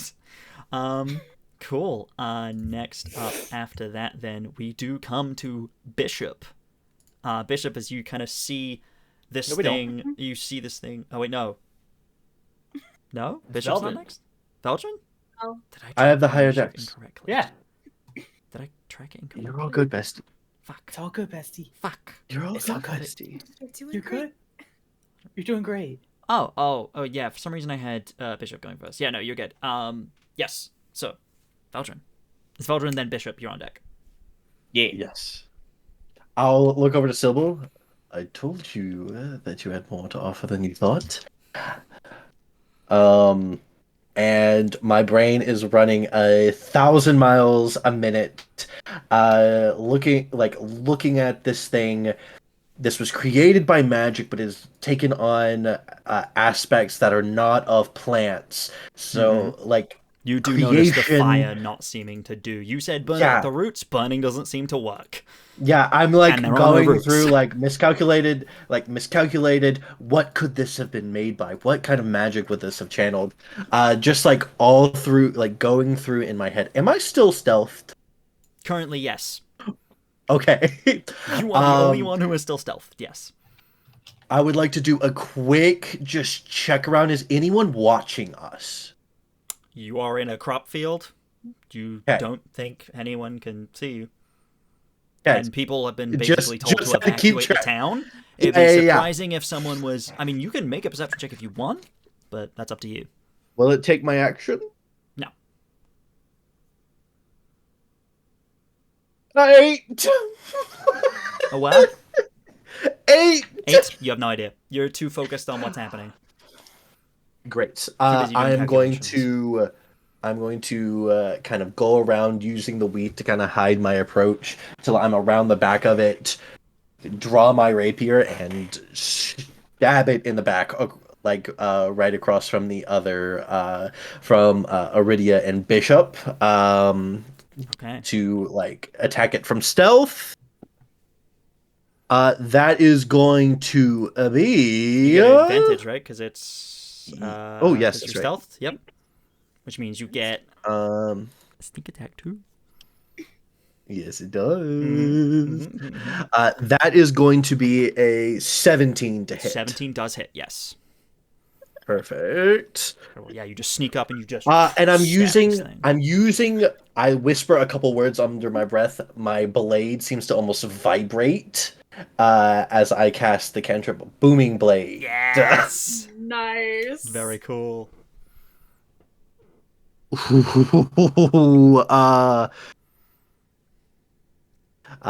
17 points of piercing damage 17 piercing damage. into it as the vibrations Anything from from my the booming? blades seem to almost... Or is that part of it? So only if it moves. If it moves, it takes a D8, and then I'm going to use my bonus action to disengage and go right back into the wheat behind me. Okay, yeah, you just very quickly go in there and you stab with this booming blade. It seems to kind of cut something into it. It kind of makes, again, this kind of weird leafy tree bark sound as you stab into its leg, and you just jump back into the wheat, kind of turns around, kind of swinging an arm to try and hit you, but just there is nothing for it to hit as you are too quick as you make your way back, as you disengage. All right, anything else for you? That is everything from me. Okay, next up then, Bishop. It is your turn as you stand ready with your blade, all of you being almost the distraction for this thing as your friends are able to jump in. It is now your turn. That's me. That's me. It's my turn. Yes. I am... Am I? Yeah, I think I'm gonna. With my bonus action, you get Aridia and Veldren. You would hear Oh, are you doing the thing? I'm doing the thing. Okay, in that case, as you're standing there, you kind of as you're ready, you feel the presence of someone standing next to you again that no one else sees. She just kind of leans over and kind of whispers in your ear, "Use the gifts that I have given you. Destroy this thing." As you feel her influence take over as you do the thing. Yep, and it's this anyone looking sees this black ichor kind of grow out from under the armor and crawl up his neck, overtaking the mouth as these jaws jut out and form this maw. It grows down one arm that's not holding the sword, and it ends in these green tipped talons. The cape unfurls, and two more of these claws or daggers both jut out of the corners. The sword is overtaken, and just this gnarled blade of an arm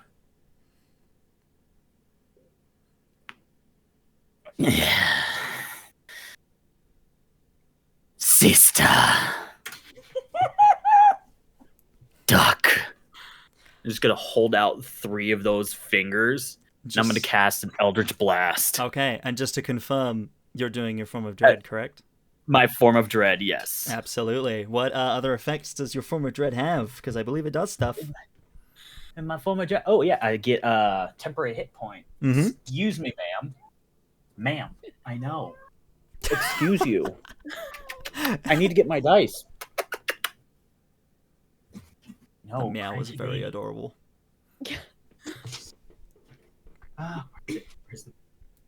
The audacity my brother has. Oh yes, and y'all can have that art in the chat now. 9 plus the thing. I think your level. Bop, bop, bop. 9 plus. No, that's that thing. So I apologize. So 9. So 11 temporary hit points. And if you hit a creature, you can force it to make a wisdom saving throw, DC 15. On a fail, it is frightened of me until the end of my next turn. Mm-hmm. Incredible. Doesn't it also make you immune to fear as well? Yes. That's very good to know. Okay. Incredible. Awesome. All right. And then you are, you said you were striking it with your action with, you said Eldritch Blast? Eldritch Blast. Okay. Eldritch Blast. Natural 20. Oh, fuck. You're insane. You're crazy. Holy shit. Okay. So, now I get to talk about how I do crits. Hey, whatever dice you would do for this. Tom? 27. Tom, you're not listening to me. Yes. You're not listening to me. I'm How I do crits is you take all the dice that you would for the roll, maximize it, and then roll again. Oh, I know this rule. I love this rule. Yep. That does work against you Scary too, by the way. quits. Scary quits. Scary quits. Very fun. 10 Scary quits. They skill me. 21 points of force damage. 21 points of force damage. All right. Incredible. Okay. Yes. Very, very and good. I'm gonna need a wisdom saving throw from this plant. This plant. This wisdom saving throw. fucking plant. And for anyone that's seen Bleach, it looks like that. It's not wise. Yeah? 4. Oogity boogity, bitch. It's afraid of you now. I mean, it cannot actively move towards you. That's really good considering it goes next. So it cannot actively move towards you. And so long as you are within line of sight, it cannot make. It has to get out of your line of sight to make the save, right? No. As long as I am within line of sight, it can't willingly move towards me, and any attacks against me have disadvantage. But it can't. But at the end of its turn, it can make another wisdom saving throw to try and get past the fear, right? Nope. It is afraid of me until the end of my next turn. Yes. Oh, okay. I thought it was a continued thing. All right, cool, incredible. All right. Undead Warlock, baby. Okay, yeah. Incredible. Yes, it is now afraid of you. Is that everything for your turn, Bishop? That is... Yeah. And I'm daring it to hit me. It won't. We gotta get closer. Okay. No, I'm right next to it. Now. So, finally come to its turn. Currently, next to it is Aridia, and I believe everyone else is about 20 feet away in the bushes. I'm sorry. I forgot my movement. I would have moved towards it. Okay. Cool. So yeah, I'm next to my sister. Okay, cool. It's afraid of you, so it's gonna attack Aridia instead. Actually, no, since you're both... Actually, you know what? You're both next to it. It has multiple attacks. It'll attack you both once. That's what it's gonna do. Okay. Does it move? It does not move. because they've moved up to it, so it doesn't Damn. need to move. Damn. Cool. Okay, so it is going to make 2 slam attacks, one against Aridia and one against Bishop. Okay. Okay, so so to hit Aridia, that's a 25. And to hit and to hit Bishop, that's a 26. Did you roll that'll disadvantage definitely on So those Bishop? both, I rolled really high. I rolled an 18 and a 19. And it's a plus Did you roll 7. disadvantage on Bishop though? Because you're afraid of them? Yeah. That's still a 21. Damn. Yeah. Oh, yeah, it is. Yep. I appreciate it. So that is 2 slam attacks. One against each of you. Okay, let me grab my d8s. Excuse me, ma'am. I need access to my dice. You can't just keep sitting there. I don't think you do. Okay. Aridia, you take 10 bludgeoning damage. Oh, That's fine. As is that's fine. It's a third of your health. Not quite a third. We're good. and then for Bishop, that's that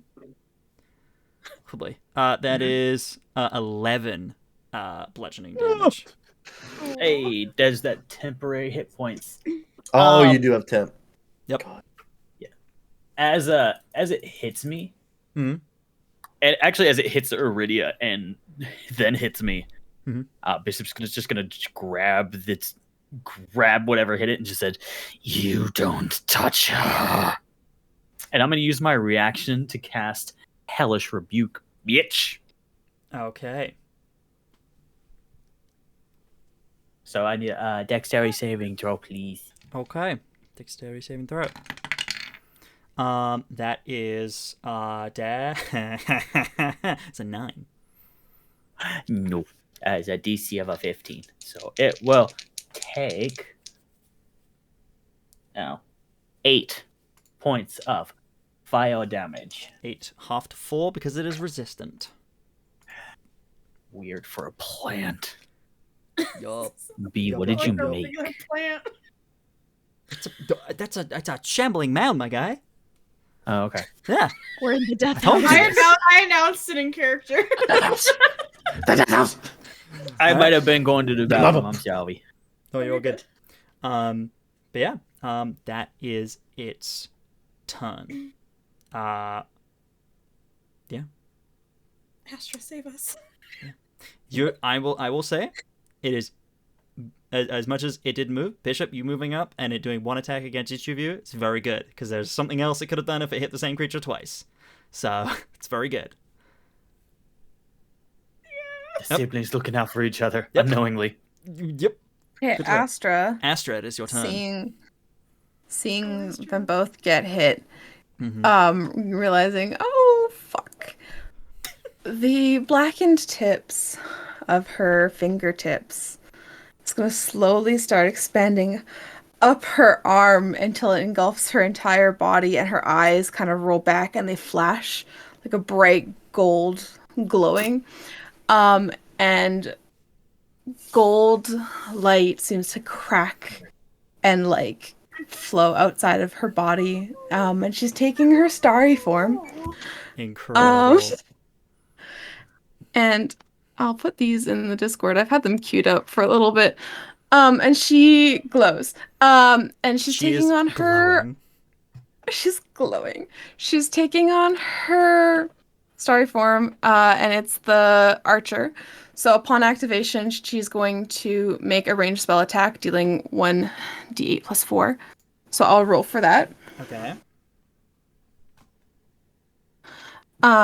Does a 17 hit? 17 hits. Yes, absolutely. Good job. So for that, that's 12 damage. 'Cause it was 12, and you said that was I rolled radiant? an 8. Radiant, yeah. Radiant damage. 12. Incredible. Very good. Very, very good. Awesome. But that was as a bonus action. Incredible. Yeah. So as her action, she's going to guiding bolt this bitch. Do it. Get him. Where are you guiding bolting it? What? Your next line should be up the butt. Oh. Oh my god. Tom. But that's the free. That's Does a 19 hit? A 19 does hit, yes. That's the Okay. thing. That's a lot of dice. So just 15 radiant damage. An additional 15 radiant damage. Incredible. Very, Yes. very good. Nice. Okay. Cool. Awesome. And that's Astra. Yeah, Astra, you take on this starry form as you have done many times before. You reach out one hand and let this radiant... You said it energy- once before, excuse once you. before. Once. I thought... Never mind, I correct myself. You've done it once before, yes. But you let out this radiant light with one hand, and it strikes the creature and seems to do quite a bit of damage to it. And so you reach out with another, and you do this guiding bolt, and it blasts it again. This thing does seem to be falling apart somewhat, as your attacks from this round does seem to have done a significant amount of damage to it. I will tell you out of character that this thing is bloodied. Good job, guys. But if there isn't anything else for Astra, we then go back to the top that's it. of the round with Aridia. And advantage from guiding bolt, yes? Yes, absolutely. You, what's your plan? What you doing here? Oh, I'm swinging. You're So swinging. hard. Get him. That's natural 20. Oh, incredible! I would like to divine smite. That, I will say, and this is why I love this rule, especially for paladins. Even though you're adding that afterwards, that counts. So maximize those dice and roll again. Cracked. This rule is so fun to play with, so awful to play against. Correct. So it's max and then roll. So yes, so it would be your Yeah. max. So match what your what your sword would do, and then max what you would have done with your divine smite, and then roll all of that again. Okay, this one. Which is it's so fun for paladins because you can at later levels when you have more levels of Yeah, it's of ridiculous. smite, you can just go, oh, I natural 20, cool, level 3 divine smite. If I can maximize those dice, it's great. It's so cool. Okay.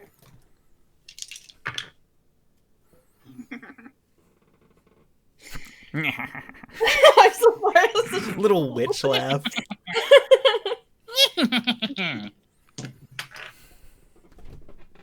Sorry, I'm actually writing out my math as I'm doing my math. Mhm.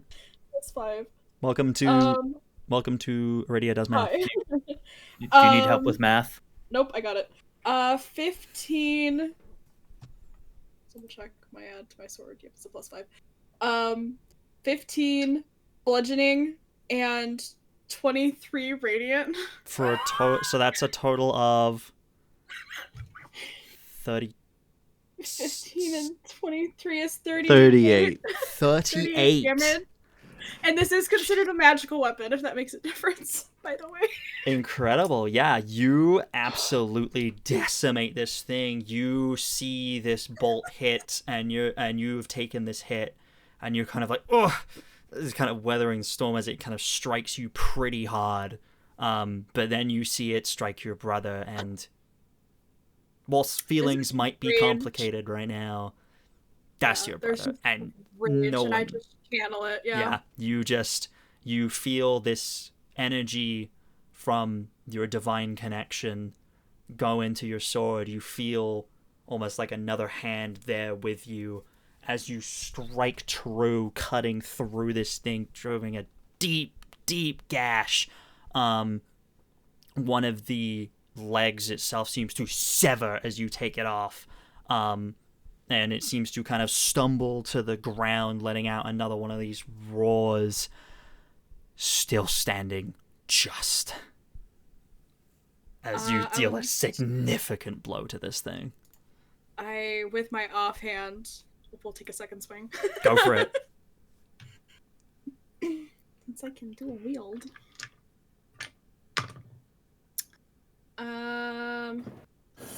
16 to hit. 16 just hits. Yep. Okay. Solid.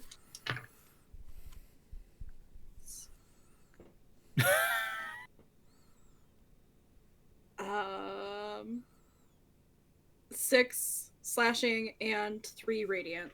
6 slashing and For 3 a radiant? total of 9. Yep. For a total of 9. Okay. Well, Hans, it is your first time here on the channel. And it is my honor to ask you, for the very first time in this campaign, how do you want to do this? Yeah! Let's go! That's my sister! It's, I guess, the two that are closest will see this, like, pulse of that, like, radiant divine energy into my sword that almost, like, crackles violently around it with the first swing. And it is a swing down and then a swing back up with the offhand sword, kind of making an X across, and it just digs extremely deep, and there's, like, that lingering radiant energy as it crackles through this being. Yeah. This thing is absolutely decimated. It falls to the ground. It seems to immediately kind of fall apart into just mush and dirt and bits of leaves and such as it is entirely destroyed, leaving nothing behind but a few crushed crops and a few slightly sore people. But yes, you have defeated the shambling mound, and we are now out of combat. Good job, guys. Astra drops her starry form immediately. Mm-hmm. Sybil has the cowl up. She can't figure out why the rune on her forehead isn't going away. Mm-hmm. And so she's just, like, looking down, just like...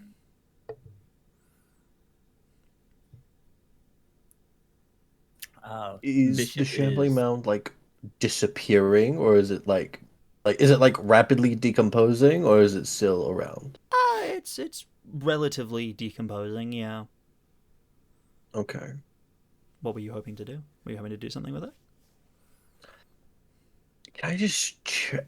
Is there anything on it that might give me a clue of how it was made? Of, like, not exactly how it was made, but if it might come back, if this is a lingering effect, or if a one-off. Make me an investigation check then. Or an Arcana. Not Arcana? Arcana. Investigation or Arcana, yeah. Because this is magical in nature, yeah. Well, that's a 26. 26. For Arcana. Amazing. Yeah, you investigate this creature and kind of the surrounding area. You kind of survey the crops a little bit and survey the creature. All magic that this thing seemed to possess seems to have dissipated, gone away. Doesn't really seem to be returning. You kind of wait a few minutes. There doesn't seem to be any sign of magic from it. You kind of do a few little tests on it, but yeah, just seems to be decomposing and just doesn't seem to be a threat anymore. And you don't feel any kind of... You don't see any other similar effects taking place in any of the crops around. You're kind of just like... You kind of look through this circle of kind of like crushed wheat, and you don't kind of see anything else. Maybe you kind of take a few steps into the wheat and kind of look around. You don't find anything else that seems to show signs of this. It seems to have just been this one creature. And does the ambient magic around it seem chaotic, or more controlled? Like was this made by accident? Was this really made by accident, or did someone... As far as you can tell, yeah, it seems to have been a rapid... The way this thing was made, you've never seen these things before, but you've kind of read about them a little bit. This does seem to have been magical in nature as to how it was made, and it does. I mean, it's hard to tell whether it was intentional or not, but it was a rapidly growing creature. This wasn't something that was done purposefully, sort of over time, if that makes sense. Like this was spontaneous in nature. Got it. So Just it had to make could sure very much be. It was not. or was not This the kid. this could have been done without it being a pre-planned thing, shall we say? Got it. Perfect. That's all I need. And then I'll go over to Sybil to check on her. Sybil's got her hand over her forehead, but as her magic is being very, very chaotic right now. And because this is, I believe, the most intense thing that's happened to her in a couple weeks. So it's very uncontrolled, chaotic. Like, if she could have sparks coming out of her, she would. Like, and it's just, the magic seems like it's doing its own thing. And as she's, like, sitting on the ground, like, just trying to stay small and unnoticeable, but like covering the rune on her forehead, her eyes turn into what looks almost like the night sky, but they're purple and blues and whites, like not quite a night sky that anyone's seen here before, and like pupilless eyes like that. And detect magic is going to be cast. Okay. Well, Bishop has been looking over Aridia for a bit, just like that, like when an animal is looking over something and curious about still something. In your form? Oh yeah, it lasts a minute. Okay.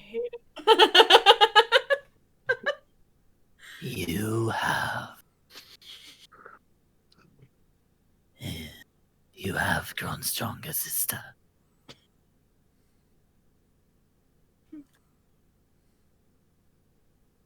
Ooh.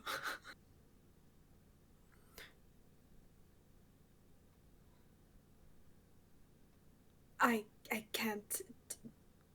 And just no. And she's gonna start walking back towards where the others were.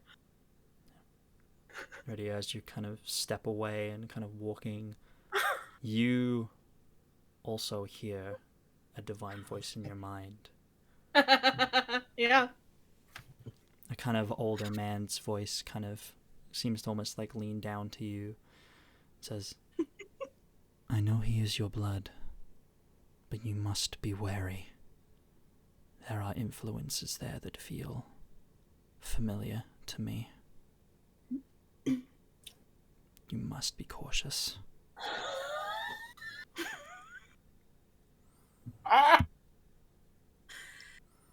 In my head, just back to it. Do I need to keep it hidden from him as well?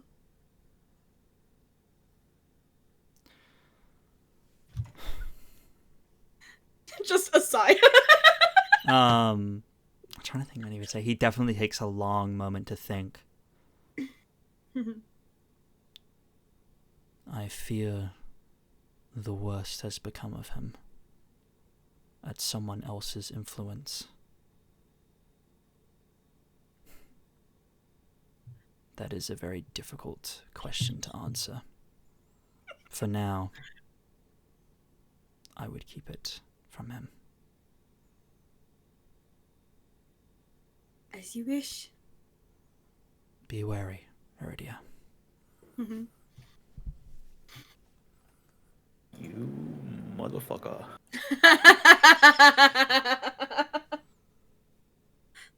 Oh no, not you. That's directed at B.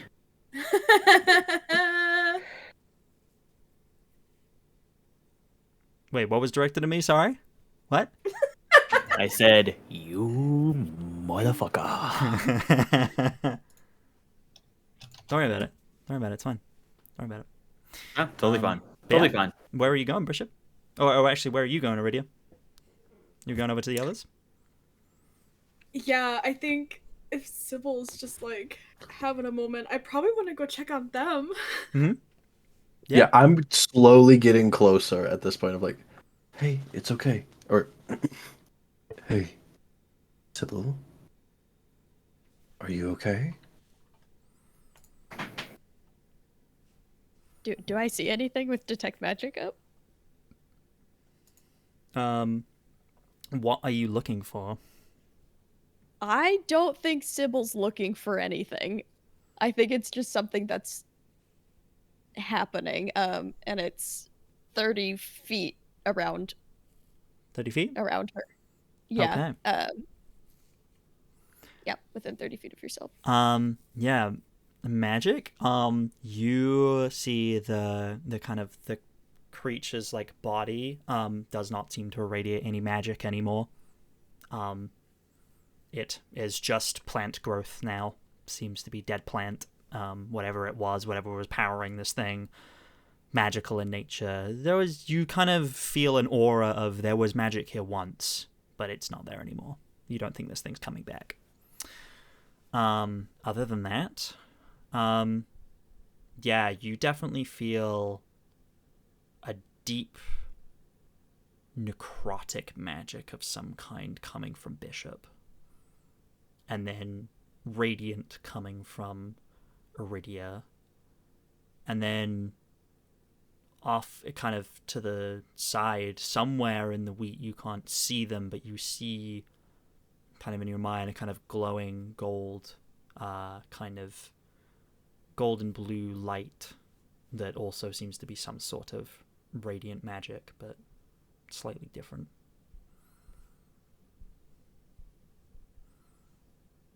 Didn't you just see me? Like moving through the wheat a little bit. Just see a little guy. You see a little guy? It's gotta be one in the group. I'm just a little. I'm just a dude, guys. Just a lanky guy. And then Veldren, just a guy. There is no magic coming from this thing. Just a guy. Literally just dude. a guy. There's no foreshadowing here. Like, It's just a guy. There's no foreshadowing. I think you'd look up at Veldren probably last because like all the other flares of magic are probably attention catching. Like slowly holding out a hand. It's a lot, I know.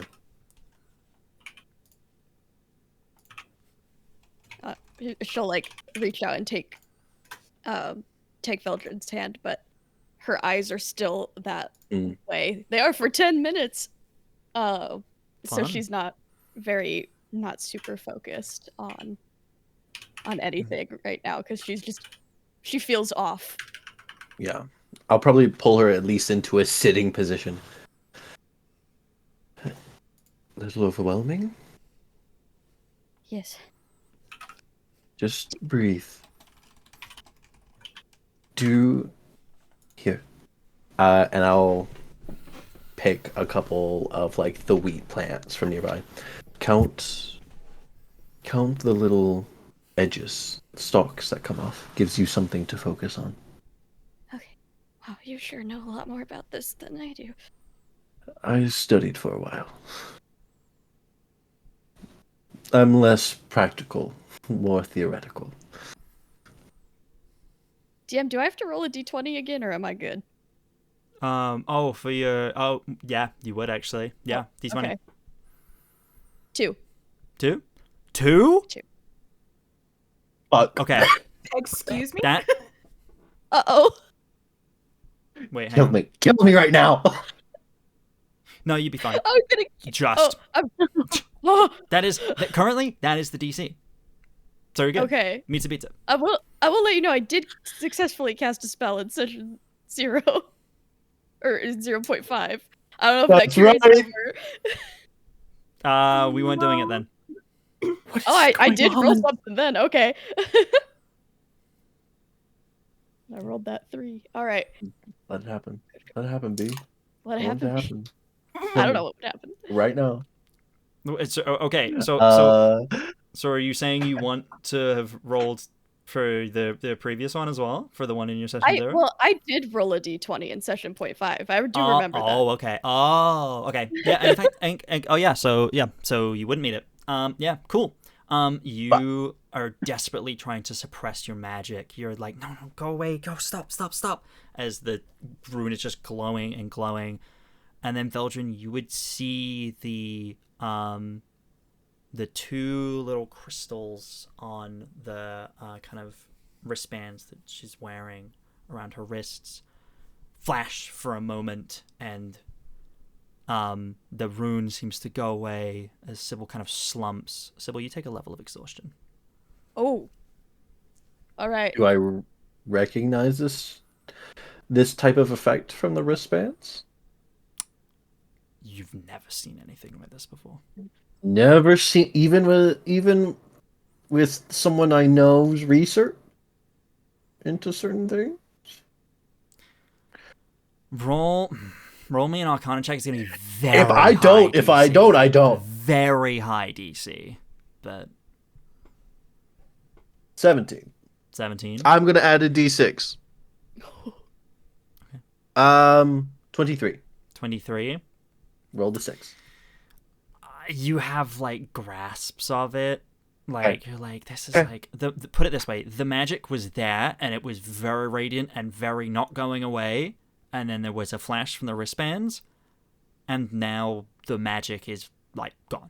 Like dispelled almost. But at the cost of Sybil now seeming very tired.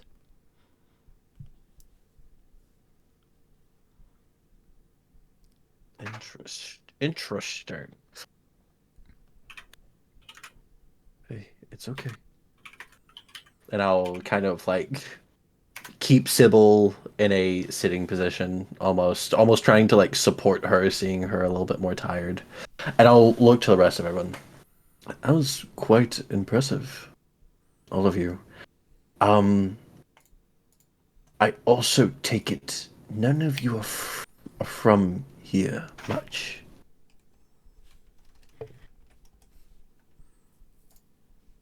Before Can't hear you, Hans. I didn't say anything. Oh, I thought I saw your lips moving. leg I thought I saw your lips moving. before while this whole thing is happening with Sybil and Veldren, sorry, I have a leg cramp and it is just killing me. You're good. Oh, bestie. We can go back to it if you need a minute. Take your time. No. Okay. Astra would go to who got hurt? It was Bishop, but Bishop was in his form as Dread, and it was Aridia. Yes. It took the hit Would- like an amp. Yeah, you did. Yeah, I would be like, "Are you okay? Do you need healing? I can help." No, I'm What? no. Oh, okay. I just thought I'd offer because you did get hit. Okay. She'll just awkwardly walk away.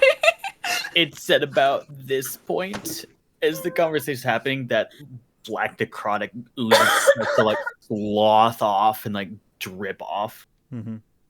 And then there is just as same as before. There is Bishop. Mhm. You were hurt, sister. You should take the healing when you can get it. I'm fine, I promise. I can take care of myself. You are a terrible liar.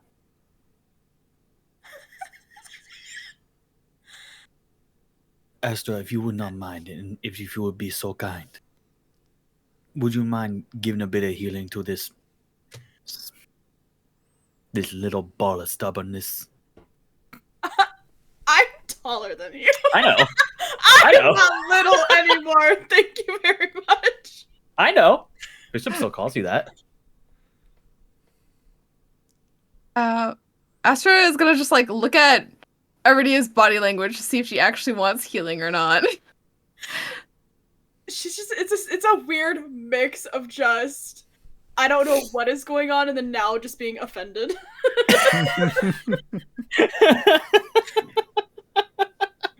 I will place my own hand over where it hit, and you'll see just kind of divine light kind of filter out through it, and I'll give myself some Oh. of my lay on hands pull.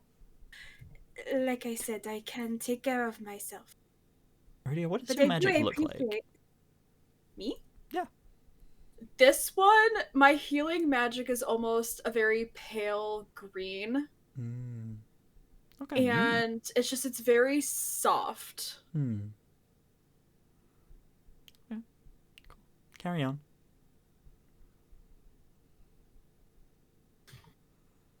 Well, look like we both have new tricks up our sleeves.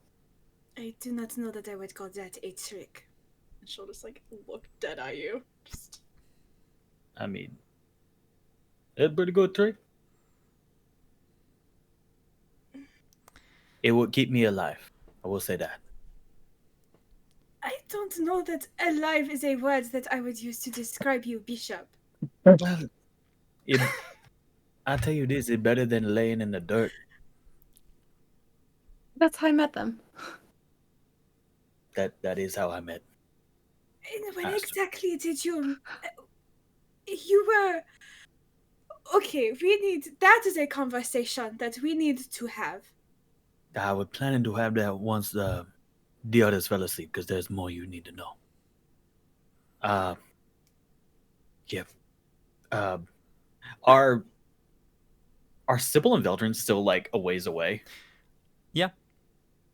Yeah, they're kind of by themselves. I'm still not the same elf I used to be. I need you to promise me this first. okay. Wait, you're not a human? Yeah. Oh. I'm gonna fly to wherever you are, and I'm gonna fight you. How long have you known? Jasper, I'm not going to cook you food. I know what you are. It's messed up. Right. Damn. I need you to not freak out about this. We have beats of draconic magic in our bloodline. Yeah, I didn't know either, but apparently we do. I was gonna just grab the mask and pull it down, and what you would expect to see a face, is not a normal face. As where the mouth is, it is just rows of teeth and fang surrounded by green scale.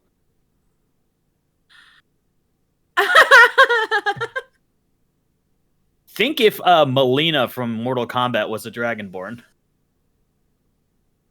Yep. Yeah. Yeah, you see this, and it is terrifying to look at.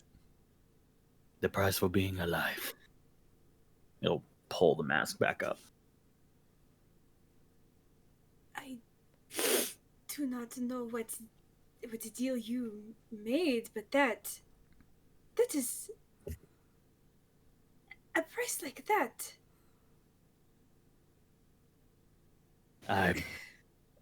This is how I look like when I came out to do it.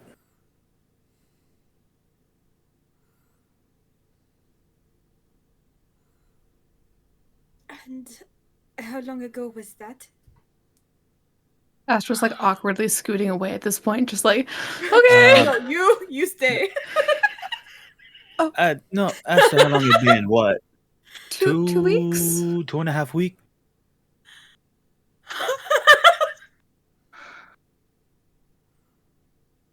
Yeah. I I've gave been- them the mask. Yeah. And I'm very grateful for it.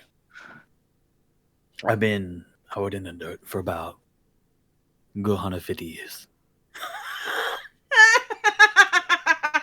Made for some awkward conversation, I will tell you. It really did. Apparently there's a magic license. What that about? Yes, it's and I'll pull mine out because I follow the rules like all of you. Well, listen here, Miss Goody Two Shoes. Not everybody can be all high and mighty. So that's what that looks like. My mother's always held mine. Well, you got one of these too? Am I the only asshole in this group that do not have a magic license? If, Where's she? I don't have mine with me. that we can Anyway. sort out. I don't know how to sort out whatever. This is not. I know it's a lot. I'm not expecting you to handle it the best right away. But I'm sure you will have questions. More than a few? Yeah. And I will happily answer all I can. I'm just glad you're alive.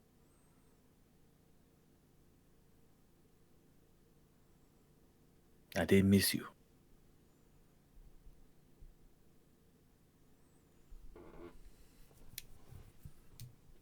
I missed you too. And whenever you're ready.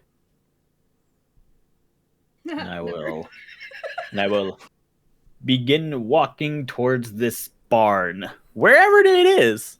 Okay. Well, Veldren was saying something as yes, well. I was Yeah. gonna say yes. Let's go back to that. Sorry, guys, we did move Yeah. away from that for just a moment. You're all good, besties. Things had to Come happen. back to what you guys were saying.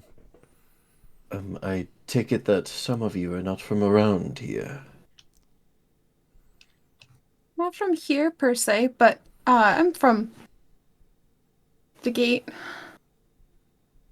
Oh, thank goodness. At least you have your magic license. Something like that could get a bit messy Well- around here. Not that I really care, but Well, I don't have it on me and I don't know what level I haven't actually seen it. I know I have one though.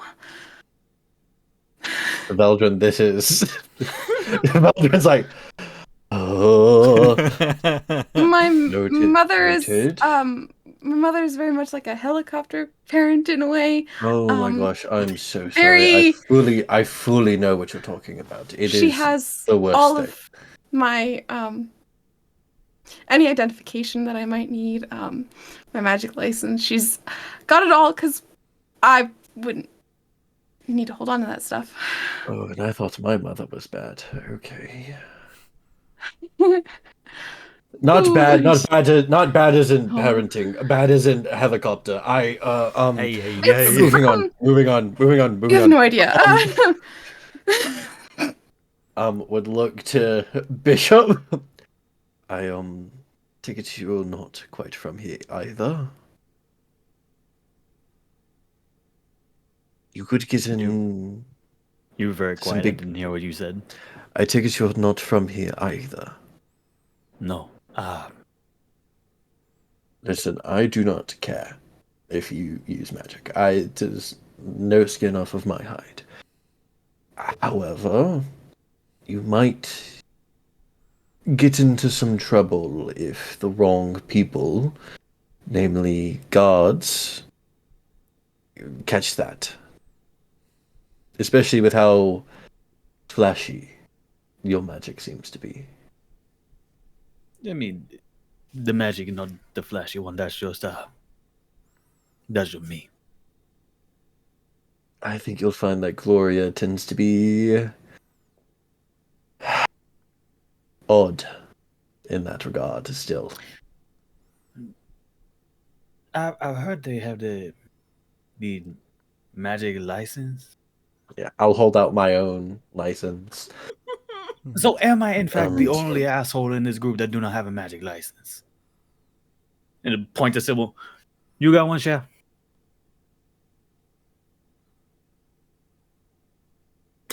What? Do you have a magic license? I'll wrap the coat around Sybil tighter. That's okay. She said, Yeah. I'm not any kind of police. I just for my own curiosity and making conversation. You got a magic license? Great. So I am in fact the only asshole in this group. Deception check. Deception check, motherfucker. Can I give the help action? Can I give the help action to Sybil? Because I know Sybil doesn't. But can I just like nod? Of course she does. Sure. Advantage.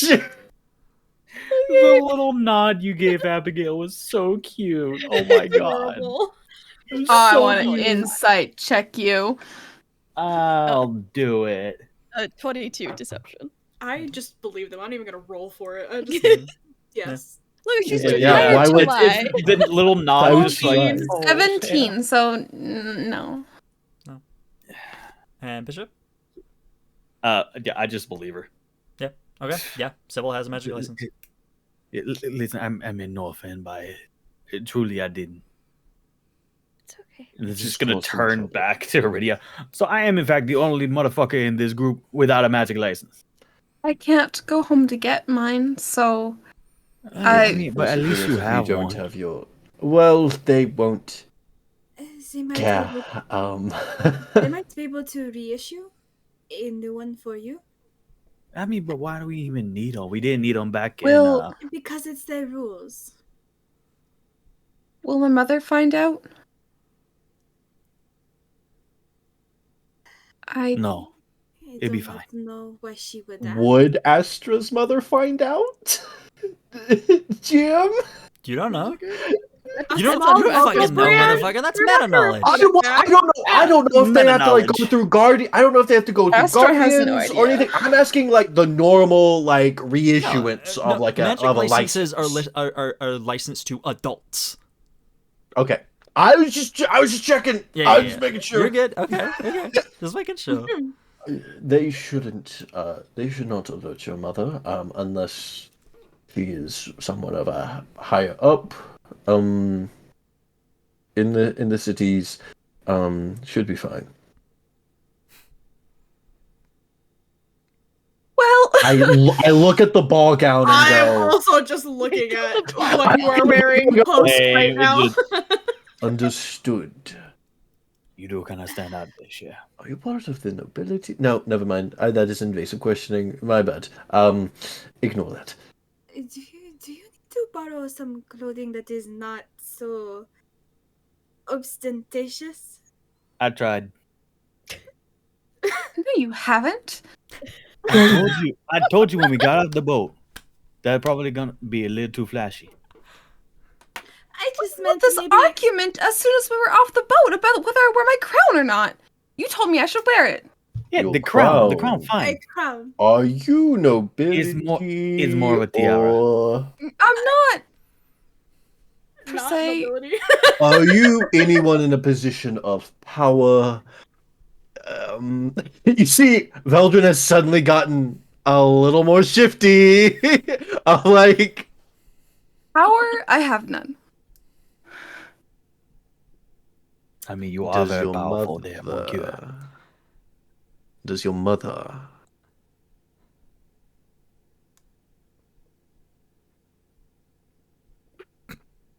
If you said your mother's name, if you said your mother's name, would I recognize it? Yeah. Astra, Share, you don't have to answer all their questions. Why are you so Oh, curious I- about royalties and nobilities? You got a problem with them? Most of the time they tend to have a problem with me. That's hot. Hmm. Sorry, So I thought I was They muted. all under their breath. Bracket. I like to think that's Do I need canonical. to That have- Sybil's so out of it from the level of exhaustion that just slips out. It's hot. Under their breath. Let them actually heard it. That does not happen in game. They Have you didn't done have- something that I should have an issue with you? I do not think so. Oh. All I'm doing Insight is check. Okay. I'm also gonna incite this one. Deception. I Deception. actually be right back. Okay. 14. a 10. 14.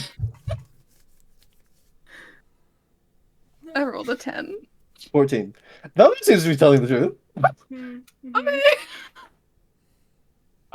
All I'm doing is looking for healing magic. A bit more Healing magic. advanced healing magic. Advanced in what sense?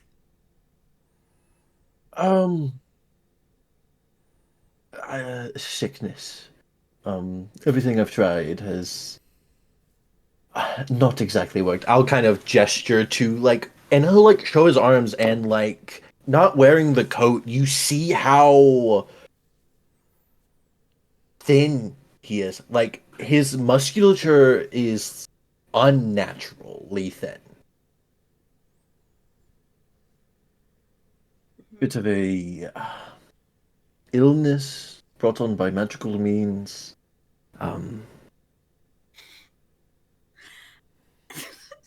He's such a dick.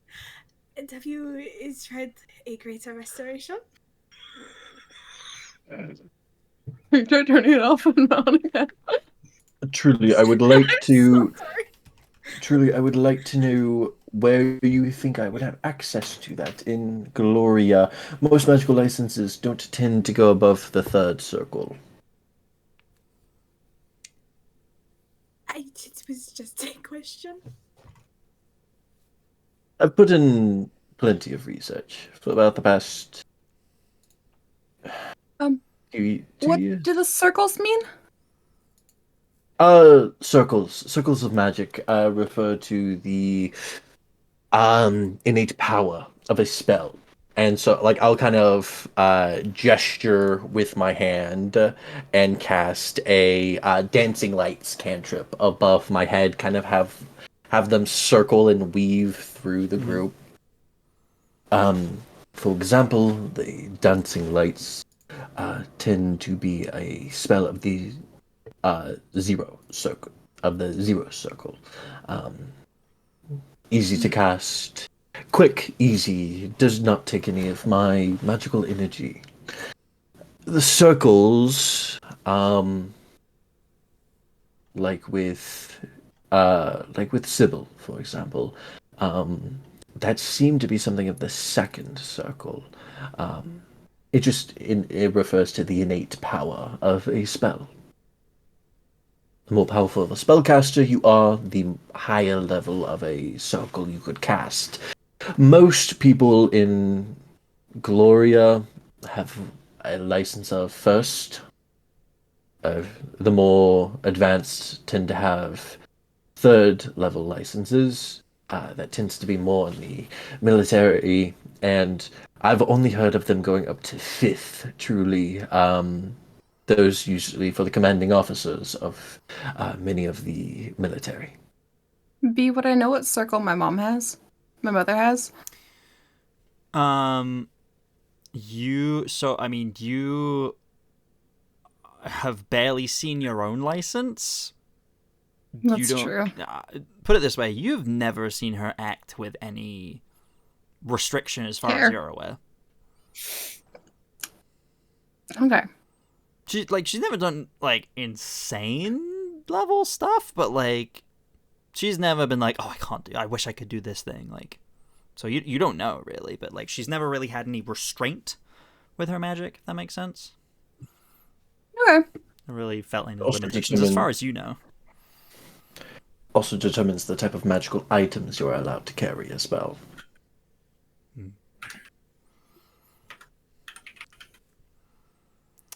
Interesting. And Veldren kind of looks around and realizes that he took on a lecturing tone again, and it's I immediately kind of shrinks in on himself a little bit, oh, I did it again. Yeah. Oh, Hey, you no. don't gotta apologize. I asked. I don't know what it's.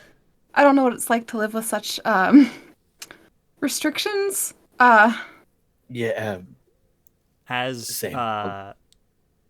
As this conversation is kind of happening, and at this kind of moment, you do hear the kind of sound of someone else kind of seems to be making their way through the wheat itself kind of hearing your voices kind of like calls out, say, hello? Is everything Do we okay in recognize there? the voice? You would recognize the voice as the voice of the young man that you'd seen wearing the robes with the tattoo on his arm. Yes, we are over Yeah. here. Over here. And you see him kind of, he like You- passes through, kind of like steps kind of into the kind of space and kind of sees all of you very close following behind. You see the Dragonborn kind of like flanking them, kind of watching, keeping an eye, spear in hand. It's like, I couldn't sit idly by anymore. I had to come and check and see what was happening. Is everything okay? I'll gesture to the probably mostly decayed, shambling mound at this point. Yes. I caused that. Oh, I'm so sorry. I didn't. I just. It was not your fault. Everything I could see and tell from the magical ambience shows that you were not at fault here. Accidents Not happen, kid. intentionally. Well, I mean, I don't really know what's happening with my magic. It's a little strange and a little new. I thought it'd be best to head to Cornucopia and speak with some of the mages there, perhaps find out what's going on with my magic and see if I can find out its origins. It's a little new to me. Do you know where the magic... Did the magic come from a certain part of your being? Did you feel a certain way whenever it was cast? Well, it kind of came to me in a dream. And at that point, the Dragon Ball kind of puts a hand on her shoulder and goes, all right, that's enough. Maybe we Sybil's should... awake. we don't Sybil's awake know- now. We don't know who these people are. We don't know what they think of your magic. We should just... Don't go to Cornucopia. Sorry? Don't go to Cornucopia. Oh, why not? They won't help you there. But isn't the head mystic there? Wouldn't he know how to help me?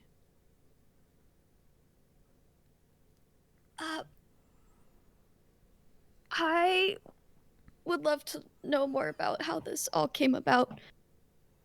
Would we be able to chat in a private spot for a second? Because I think I know what's going on.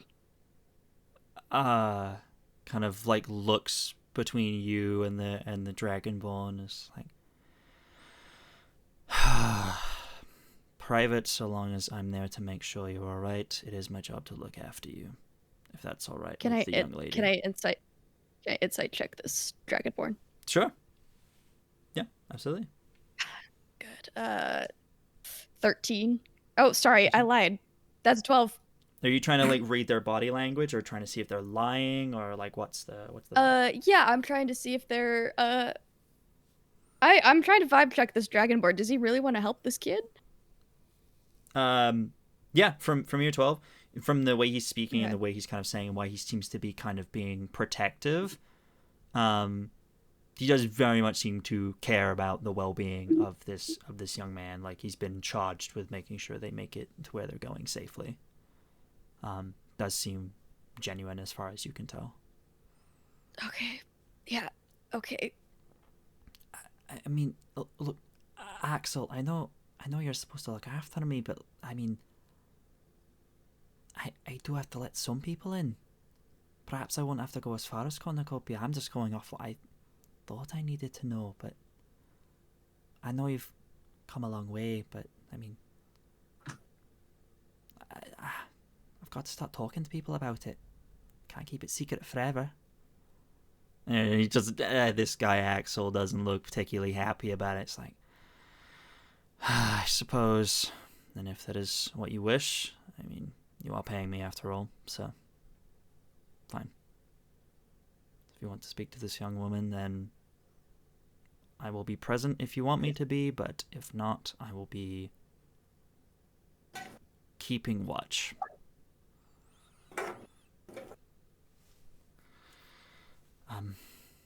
Okay.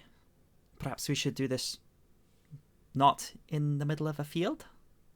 I don't know if I don't want to do anything wrong again and spawn another one of those creatures. Kind of just like shakes, just like shivers. Sorry, I don't believe I introduced myself to any of you. My name is Ezra. It's lovely to meet you. Lovely to meet you too. It cut out when the name came out. Ezra. Ezra. Mm-hmm. Sybil. Oh. Lovely to meet you. Lovely to meet you, Sybil. Well, if you know more about this magic, then I'd love to hear more about it, and why I shouldn't go see the mystic.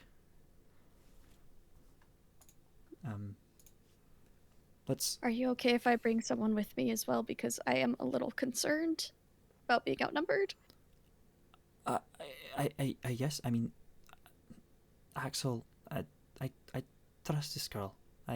If I can speak to her privately, but if you would rather us both have someone else for our own protection, then sure. If you're worried, are you worried you're in danger, my love? Always. And let's speak in private. Oh, okay. And yeah. Do you know where we can speak in private? Because I'm new. I don't know anything about this place. Yes, we can find somewhere private to sit. Okay. Perhaps if the maybe up at the Abbey, they might be able to give us a little bit of space to speak privately. I spoke to the pastor there, because we were thinking about potential rooms, and we're thinking of potentially staying there. It's got a little bit of space if you're looking for it. I'm afraid we might have taken the last room in the inn, but they don't really have guests here very often, so I think maybe we might be able to find a space there. Yes, yes, we could do that if they have a spare room away from prying ears. Of course, yes.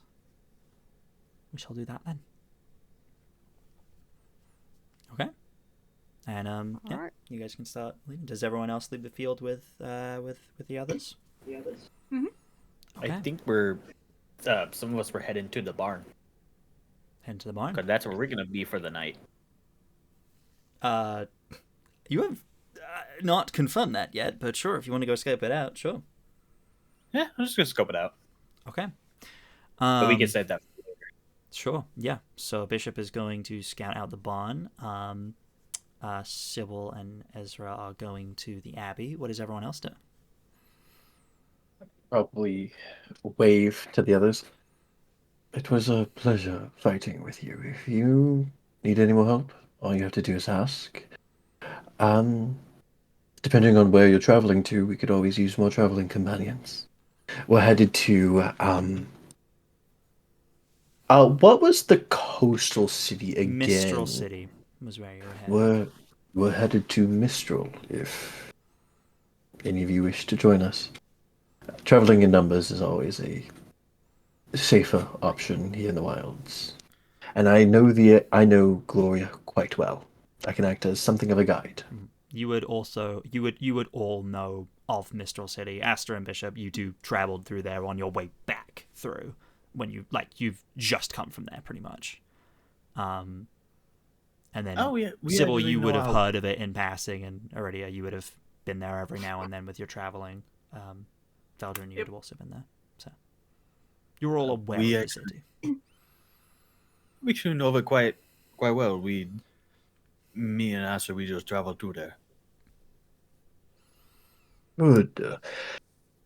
I would not recommend staying without a license, to say the least. If you look to put down roots here, I don't know if you're looking for anything specific, but I might be able to help. We just stopping in for the night. We'll sleep on your offer. I mean, we might end up in the barn as well. We do also need a place to sleep, and we did help. Yeah. So Of course, I managed to secure a place for all of us, just in case. Of course. So, hopefully we'll see Well. you there. Yes, and before any of you leave, before any of you leave the town, the village, I wouldn't mind just having a conversation with either of you, and he'll nod to both Astra and Aridia. I just have a few questions. Nothing of a nefarious means, just about your magic. I insight check that. Yeah, absolutely. I also want to insight check this. Yeah, Yeah. go for it. I'm just choosing. She's on guard at that. Yeah, yeah, absolutely. And It's all right. I rolled a nat 1. And then for the last I mean, time I'm of the not day- real. Veldren's not really hiding anything here. Yeah, 21. 21. I'm not even rolling anything. You can gather between the asking about healing magic and then the subsequent person offering to heal, and then the magical healing energy coming from the other person might be like a line there. Yeah. It might be more of like just information about healing. About That healing, kind yeah. of thing. There are no nefarious. I think you look at Veldren, and I don't think you see like a mean bone in his body. He's very relaxed, very friendly demeanor. Like, You really are just that big old marshmallow, aren't you? Oh, my brother often says that. Yes. and just looking back to Astra and Aridia. I'm not If you saying don't he's want to. harmless, but I don't think he's gonna hurt you. If you don't wish to, that is fine. It is just a few questions about spells and the like. Okay. But I must get following my friend, and he'll turn around and head off to after Sybil. Okay, so Sybil, Veldren, and Ezra start heading in the direction of the Abbey. Bishop, you are heading to the barn. Astra and Aridia, were you going with either group or doing your own thing? Where would you like to go? I'll follow Bishop. Following Bishop, okay. And Aridia, what are you doing? You can do your own thing if you'd like to do something else. I will reluctantly follow Bishop and Astra. Okay, yeah. In the moment where she's looking between the two groups, Yeah. and like starts to follow the others, and it's like, Yeah. no.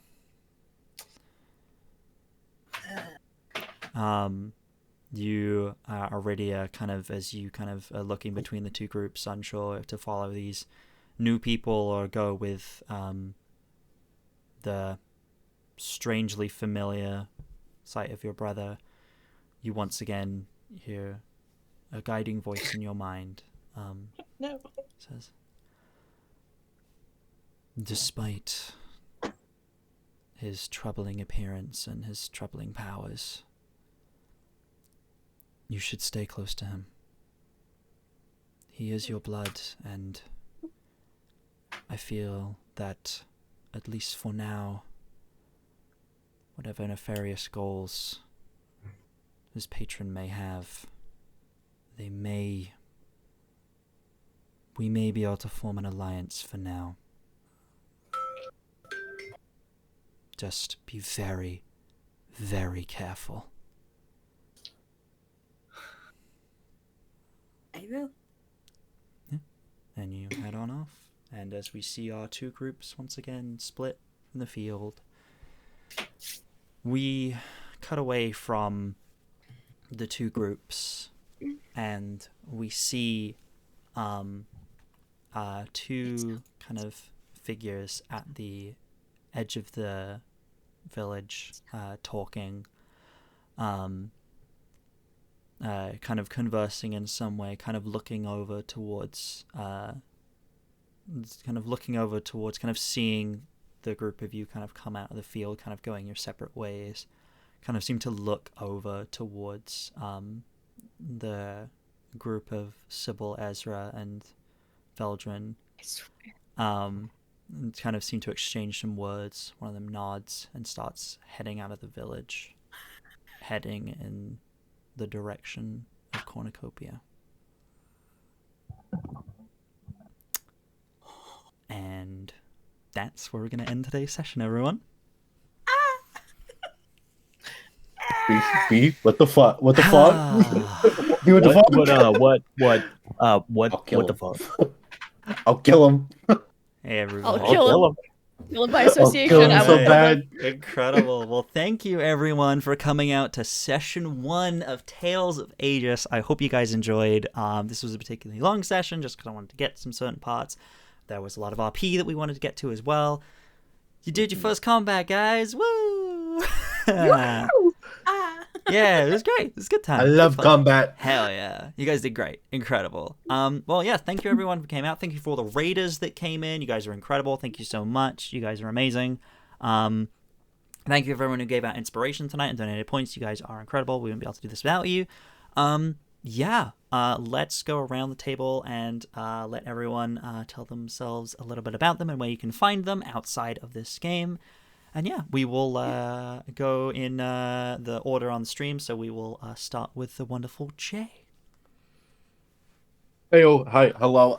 My name is Jay. You can also call me dumbass, like most of my friends do here. They call you that all the time. Yeah, they're so mean to me. They bully me all the time. Yeah, I'm so nice. Either that or 100%. my husband, you know. Yeah, exactly. You can follow me at my handle SEQUO, also known as Sequo on most platforms, other than Twitter, which is Voice of Jaca, JACA. You can find me here most weeks. If you liked this wonderful chaotic little thing and you want to get more of D&D from a couple of us, you can go to the YouTube channel Dice&Autism to binge watch either our new Rollis episodes, or if you want more of a mini campaign, check out Hero U, which is DM'd by yours truly. And that's me. I'm just a guy. Just a little guy amongst all Just a these guy. magic Just a little people. guy. Speaking of someone who's also just a little guy, Abigail, why don't you tell everyone where Hi. you can find you? Well, as previously stated, I'm just a little guy, so I am just kind of around under Abigail the Nerd. Everyone keeps calling me a nerd, and I've been trying to beat the allegations for a while. It's not helping that it's in your And- name. No. I don't know who gave me that name. That's not mine. I have a hacker. But It was the Fae. It wasn't. I knew that. it. It was in fact the That's Fae. always the Fae. I love them though. But you can find me under Abigail the Nerd for all the things, all the stuff, all the places. And right now, I'm only here. I'm doing pre-recorded stuff, and I don't think any of it's releasing until end of year or 2025. So, yeah, have fun with that. Wonderful. Next up, we will go to the wonderful Hans. Hello, hi, I'm Hans. You can find me on all socials at HansKate. Right now, you can find me alternating Wednesdays here playing Aridia, as well as over on the New Age Geeks, where I play Ashira on Queer and Present Danger. Next Tuesday, you can catch me GMing the final session for Call of Cthulhu. We did a kind of a Halloween special over on New Age Geeks. And then on Halloween night as well, you can find me over with Logomancy doing a special Candela Obscura game for Roll for Wishes. And then we hit our fundraising amount, so at some point in November, we'll have a part 2 of our Thirsty Sword Lesbians. Our group will be coming back over on Logomancy, and we'll be doing a part 2. So at some point in November, you can find me there again. Incredible. Next we will go to Tom. Hello, everyone. I'm that one warlock. I make the saddest characters you've ever seen on the internet. You can find me all over the internet on all social medias at that one warlock. If you like seeing this crazy lovable little guy, he's just a little guy, nothing Just weird a little or guy. spooky Human about him even. whatsoever, human even, and just a totally normal human. You can find me all throughout multiple different actual plays. This is it for this week, but next week you can find me on Tuesday on Gamer Girls Twitch channel playing Professor Backer Jostrums, the half-dragonborn Circle of the Moon druid who wild shapes exclusively into dinosaurs. And then every other Wednesday you can find me here, and then some every other Wednesdays you might see me running a one-shot or two. Who knows? Who knows what'll come up on this channel? And then in a couple of weeks, in November, on World Tree Quest, you can find me in Fathoms Below, the first ever, as far as I'm aware, completely underwater campaign. So those of you with thalassophobia, this is probably not the campaign for you. But if it is the campaign for you, you can see me playing everyone's favorite underwater twink, Ariel the Sea Witch, who just had his voice taken away by something weird. So living up to his name, and is about to get into some kind of fight in the middle of Cephalophore, which is the octopus people's home city. Things are gonna get crazy. But yeah, that's me. I love you. And then last but certainly not least, we have the wonderful Jet. Hi. Tell everyone where they can find you. Hi, I'm Jet or Cause Pingu. Currently you can find me exclusively here on Tales of Agius every other Wednesday. And that's pretty much it. You can find me TikTok, Twitter, Twitch, Instagram, all the socials as Cause Pingu. If you're into like fandom stuff, there is my fandom account called Fandoming Again. Shameless plug on the nerd stuff. Don't mind me. What do you talk about on there? 911. 911. Yeah. 911. Just a little bit. Incredible. But also I'm gonna put it out here now because I'd only be able to plug it once before the event itself. On November 16th and 17th? Is that the correct weekend? I think so. I believe so, yes. There is Rolling for Charity, which is a 24-hour charity, which is split up into 12 hours on the Saturday and 12 hours on the Sunday, when they're raising money for Doctors Without Borders. I will be on a segment on Sunday, I think. Yes. Playing my favorite ttrpg system. You'll see when the promos are out and everything. I'm just putting it out there. Be there or be square, cause it's hyped and all of your favorite people are there. Well, a lot of your favorite people are there. Not all of them. I'm sorry.